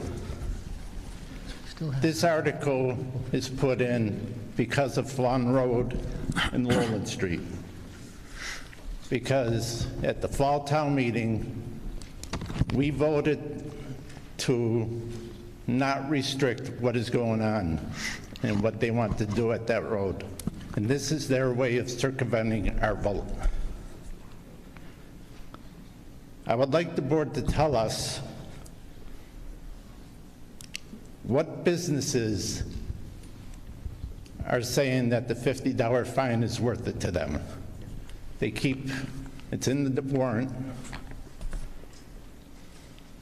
An article like this asks the question on whether the town wants businesses in this town. This Board of Selectmen is so anti-business. I can say that because I have written them a letter in the past on how anti-business they are. And I have to say, Mr. Cronin got a hold of me and we talked about it. I disagree with him, but at least he had the decency to talk to me. None of the other board members had the decency to talk to me on it. I asked this to be indefinitely postponed, and I'm asking for your help in doing it. Businesses need trucks, delivery people, business people that are going from house to house to do repairs should not have to go all the way around town to get where they're going. So I'm asking you to definitely postpone this article. By passing it, they can do and close whatever roads they want, whenever they want, with no public input. Like I said, Select Board is going to tell you differently because that's what they're going to do, because they do not care about business in this town. Thank you. Thank you. Mr. Cronin? Yes, John. Thank you. Good evening. We would ask for a rejection of that motion with respect. I greatly admire the prior speaker. I've had many conversations with him. He's a local business owner. I understand his perspective. As I mentioned in my opening remarks, this warrant article is before you because of the request of this body last fall. You implored us to embrace enforcement. This is the tool to do it. It's as simple as that. Regarding the impact on his neighborhood, we also sympathize and completely agree with him. Fisk Street has been impacted, excuse me, as a result of the closure of Woodland Street. There's been some traffic rerouted in that direction, and we expect once Woodland opens, as we mentioned, possibly in early 2025, that problem will be alleviated. However, traffic is a chronic issue in this town. We don't expect everything to be solved. This particular item provides the enforcement item that the town needs to maintain the commercial vehicle exclusion. Mr. Moderator, through you, if I could ask our town council to inform this body of the Select Board's powers as road surveyors and the authority vested in us to control this matter as the prior speaker questioned. Thank you. Good. Jay, you have comment? When we were asked to help carry out the directive to find a means of enforcement, it was a goal of the Select Board to find meaningful enforcement, existing enforcement under the provisions available to the Select Board left them with a kind of a inadequate tool. So pursuant to Chapter 90, Section 18, the Select Board has the authority, the Select Board has the authority to enforce bylaws and to recommend bylaws that this body can then adopt. And under that, they can implement fines up to $300 per incident or per violation, which gives a little bit more teeth on the enforcement than the much smaller fines that they were previously empowered to mete out. Okay, thank you. Mr. Murphy? Again, this discussion is on the motion to indefinitely postpone the article. Yeah, my concern with this motion, Vincent Murphy from 432 Norfolk Street. I did some Googling regarding sizes of vehicles that are over 5,000 pounds. We can go and do Ford F-250s, Chevy Expeditions, Chevy Silverados, and several other things. So I think 5,000 is way too low, and it goes back to, has this been vetted enough by the people in hand to say, yeah, 5,000 is reasonable. So 5,000, let's get this example. I'm a construction worker, I drive down a street just a pass-through, and I'm driving a truck that's over 5,000 pounds. Has commercial plates because I use it in my trade. I could get fined for $300. This isn't going after every little large truck. This 5,000 pounds is very low, and if you're going after semi-trailers or other things, we should raise it, but 5,000 is way too low. Further discussion? I'm sorry. Yes, sir.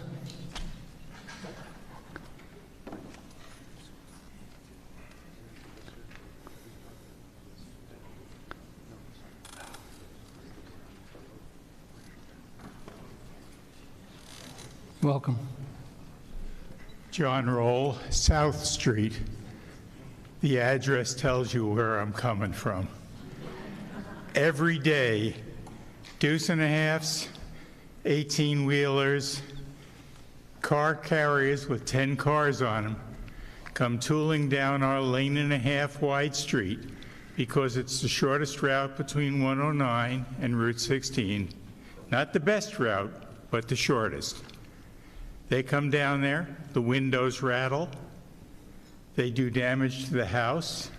If, God forbid, you're driving or walking down South Street, you're heading for somebody's lawn. I would ask you not to indefinitely delay this. Let's get this on. The police have been down to our street several times. They sit on the side of the road, wasting their time to pull over maybe a dozen trucks over the course of a couple of hours. But at $25, $55, I don't think they care. There was one truck line that I actually emailed them. Some guy got back to me and said, we didn't know there was a problem. He asked me to email him pictures of the heavy-duty exclusion from both ends of the street. And the best I could do was a Google Maps of the top of the street where you can't see a street, all you can see is trees. As of a week later, that particular company stopped driving their trucks down South Street. So there are good trucking companies, but there are guys that just come down that street hell-bent for leather. And I would ask you to stop them from doing that. Thank you. Further discussion? Yes, sir.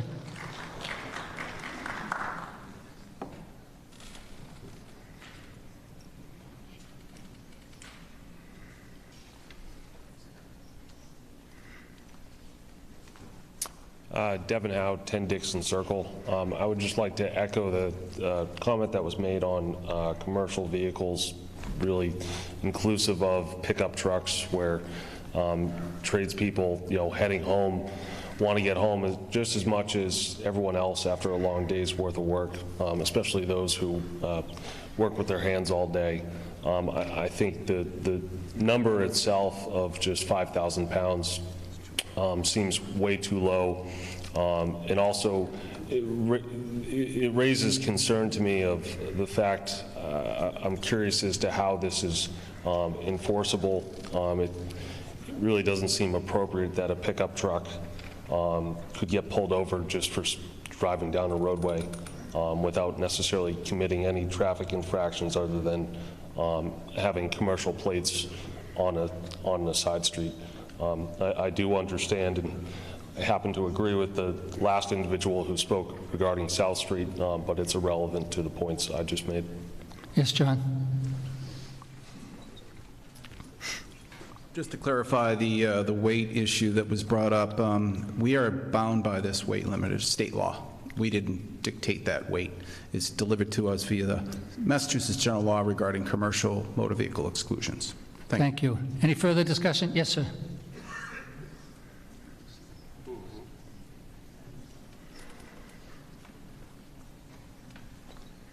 Bill Rodenheiser, 213 Central Street. We might be bound by 5,000 pounds, but I think probably some of you might drive an SUV that would actually not be allowed to go down the street. We already have so many weight restrictions that have been put into place over the past, and I'm not talking about the Woodland Street Bridge. I'm talking about the 2.5-ton limits basically everywhere around town. that even when the Woodland Street Bridge goes back into play, we've essentially lost a major bypass off of Central Street to Route 16. So to me, this just seems like another way of creating enforcement for a certain particular group of people. I mean, I won't even be able to drive my pickup truck down Woodland Street.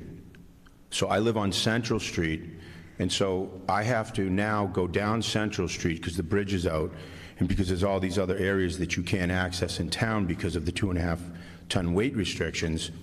So I can't even go to my office and my building where I pay industrial taxes to the town without having to go all the way through downtown now. And I'm wondering, is there any way this is going to work? I mean, think about all the people that can't go down Woodland Street once the bridge opens. I would like everybody to just think about that, because it's going to happen to everybody, and it impacts all of us because the traffic is now a mess because of the restrictions that have already been put into place, and now we're going to add more ability to add more restrictions. I don't know. Thank you. I was just going to ask for a motion, that I'd entertain that motion, Mr. Alford. You read my mind. Is there a second to that motion? Okay. We'll move now. The motion is to indefinitely postpone the article. All those in favor say aye. Aye. Those opposed? No. We'll go to a hand vote. I can't tell who prevailed by that. No. The motion was moving the question. I'll let you know what you're voting on. Let's sit tight for a second. The motion before us was to move the question. We've decided to move the question. Now, all those in favor, and the question is indefinite postponement of the article. All those in favor of indefinite postponement, raise their hand. No, nope. Move the question. What?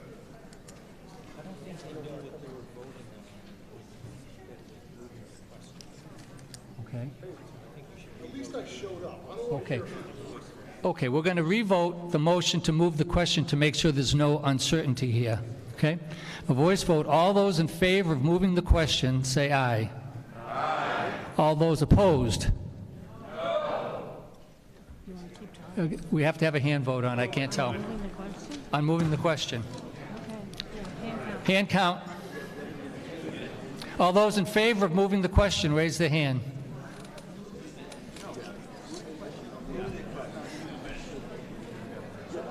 That's right. I had a hand count on that before. I don't even know. Voting on whether to move. Let's keep this civilized. Ask me a question and I'll answer it. We're voting on whether or not to move the question, meaning end the debate on the motion to indefinitely postpone.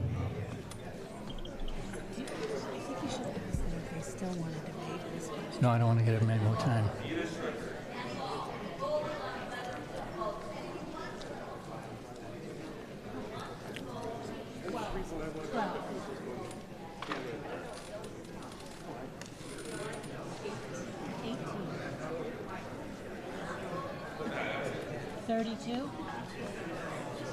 Huh?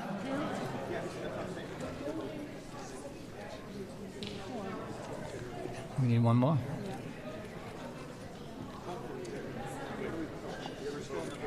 Who's the other teller? Okay. They're not listening then. Just count the vote. I've explained what it is. They're voting on whether to move the question, end the debate on the motion to indefinitely postpone.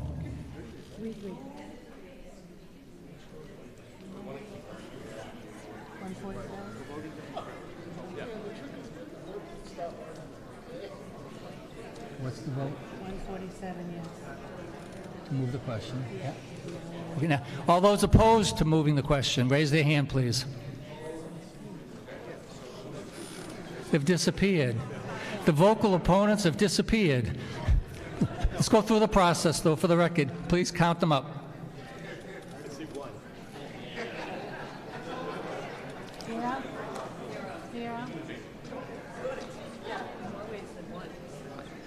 One.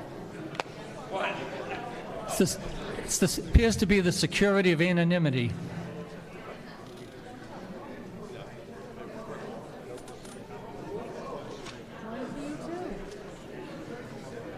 2. Would be 4.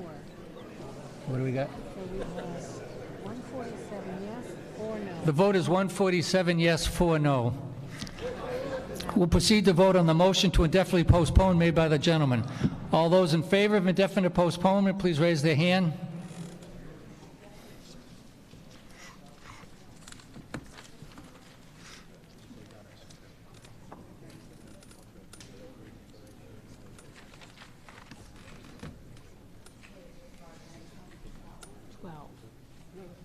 Yes.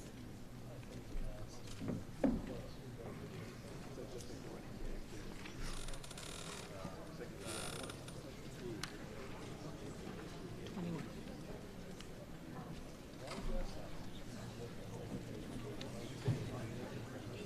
8.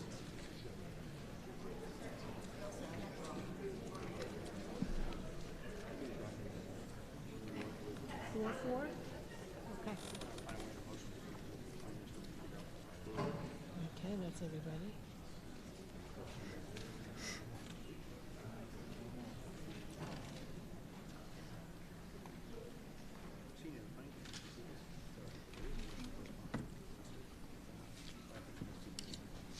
And the notes.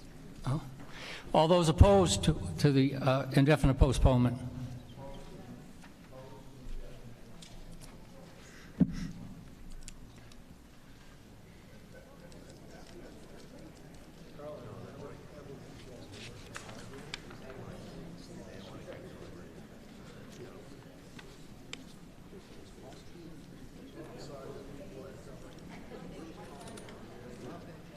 Six. 31. 7.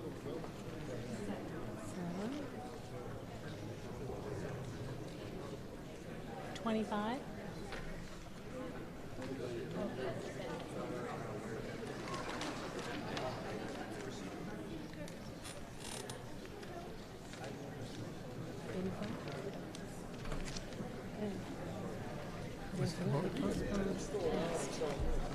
98.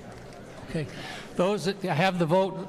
Those in favor of indefinite postponement, total 98. Those opposed, total 85. The article stands indefinitely postponed. Article 28, library grant matched.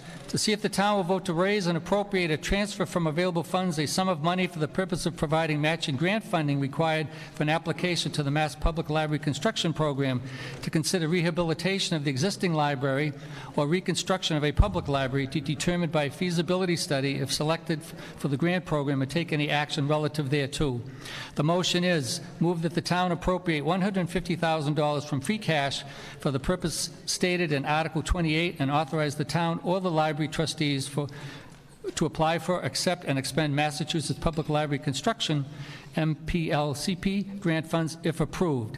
The FinCom recommends that the town appropriate $150,000 from free cash for the purpose stated in the article, should they choose to enter the grant program 6-0 with Mr. Noss absent. This requires a majority vote. Is there a second to the motion? Second. Any discussion? If not, seeing none, all those in favor say aye. Aye. Those opposed? So voted. Article 29, report of the Community Preservation Committee. The article reads, to see if the town will vote to act on the report of the Community Preservation Committee for the fiscal year 2025 community preservation budget and to appropriate or reserve for later appropriations monies from the Community Preservation Fund annual revenues or available funds for the administrative expenses of the Community Preservation Committee, the payment of debt service, the undertaking of community preservation projects, and all other necessary expenses and for the year. The reserves are Community Housing Reserve, $95,618, Open Space Reserve, $95,618, Historic Resources Reserve, $95,618. As with respect to appropriations, administrative functions to support the committee, $5,000. Holliston's Historical Society, ADA compliant rooms for Asa Whiting. There was an inquiry about that. $54,300. Parks engineering design of basketball courts at Flag Field, $50,000. Holliston Community Farm engineering materials for Pavilion, $21,750. Conservation Commission trail markers at Miller Hill, Gold Award, $551.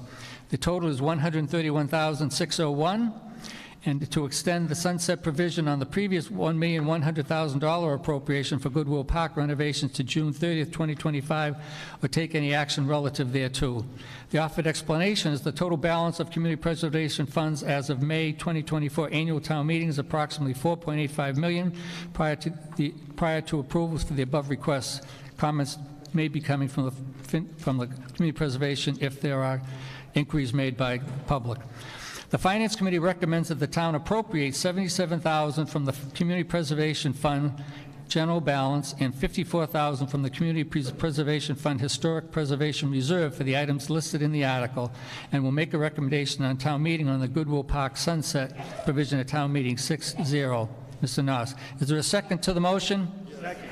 Mr. Shader, you want to be heard on that? Just very quickly, since we have 2 minutes before you have to vote to extend. That's okay. Kill the sunset provision because CPC doesn't want it, and we're just going to vote, forget about it.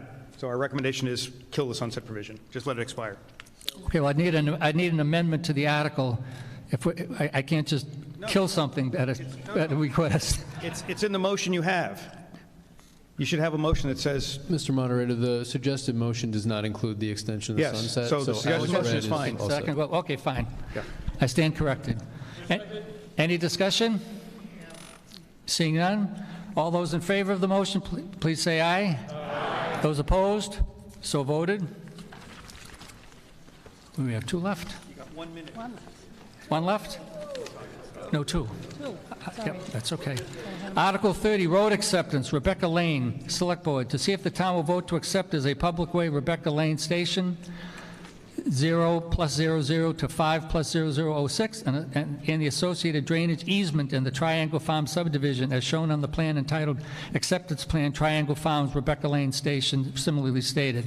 Dated November 11, 2023, prepared by GLM Engineering Consultants, which such way having been laid out as town ways by the Select Board, and to authorize the Select Board to acquire deeds or easements to effectuate the acceptance of this road. The explanation is the Planning Board voted on February 2024 to send Rebecca Lane to the Select Board for consideration of acceptance at the Chapter 82, Sections 17 to 32, for which the Select Board held a public hearing on April 2024. The final punch list of items for the developer are considered minimal, and the subdivision performance surely was reduced to meet the potential cost of the subdivision list. The motion is moved that the town accept Rebecca Lane as a public way and to authorize the Select Board to acquire easements and deeds in relation to such acceptance as further described in Article 30 of the warrant. Is there a second? Second. Any discussion? Seeing none, all those in favor of that road acceptance say aye. Aye. So voted. And before we reach the last article, I once again want to extend my professional compliments to Liz Greendale, Jay Tallerman, Travis Ahern for the professional effort that they put together in putting this warrant together. It's a significant amount of work. It's always done in a very professional way, and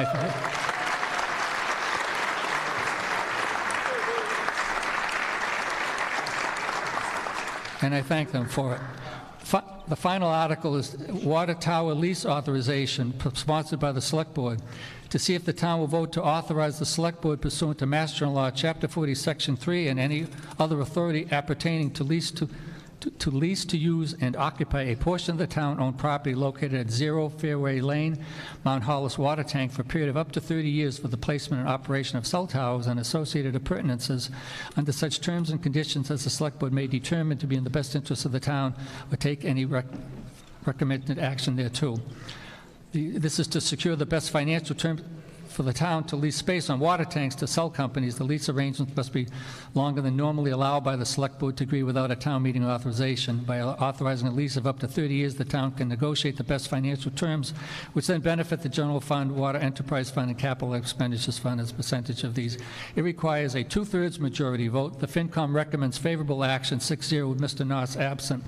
Move that the town authorize the Select Board to lease, to use and occupy a portion of town-owned property located on 0 Fair Lane Way for a period of up to 30 years. All those in favor say aye. Aye. All those opposed? So voted. Is there a second? Second. All those in favor say aye. Aye. Those opposed? Okay, I declare that vote unanimous. Thank you all. Good evening. Thank you for attending.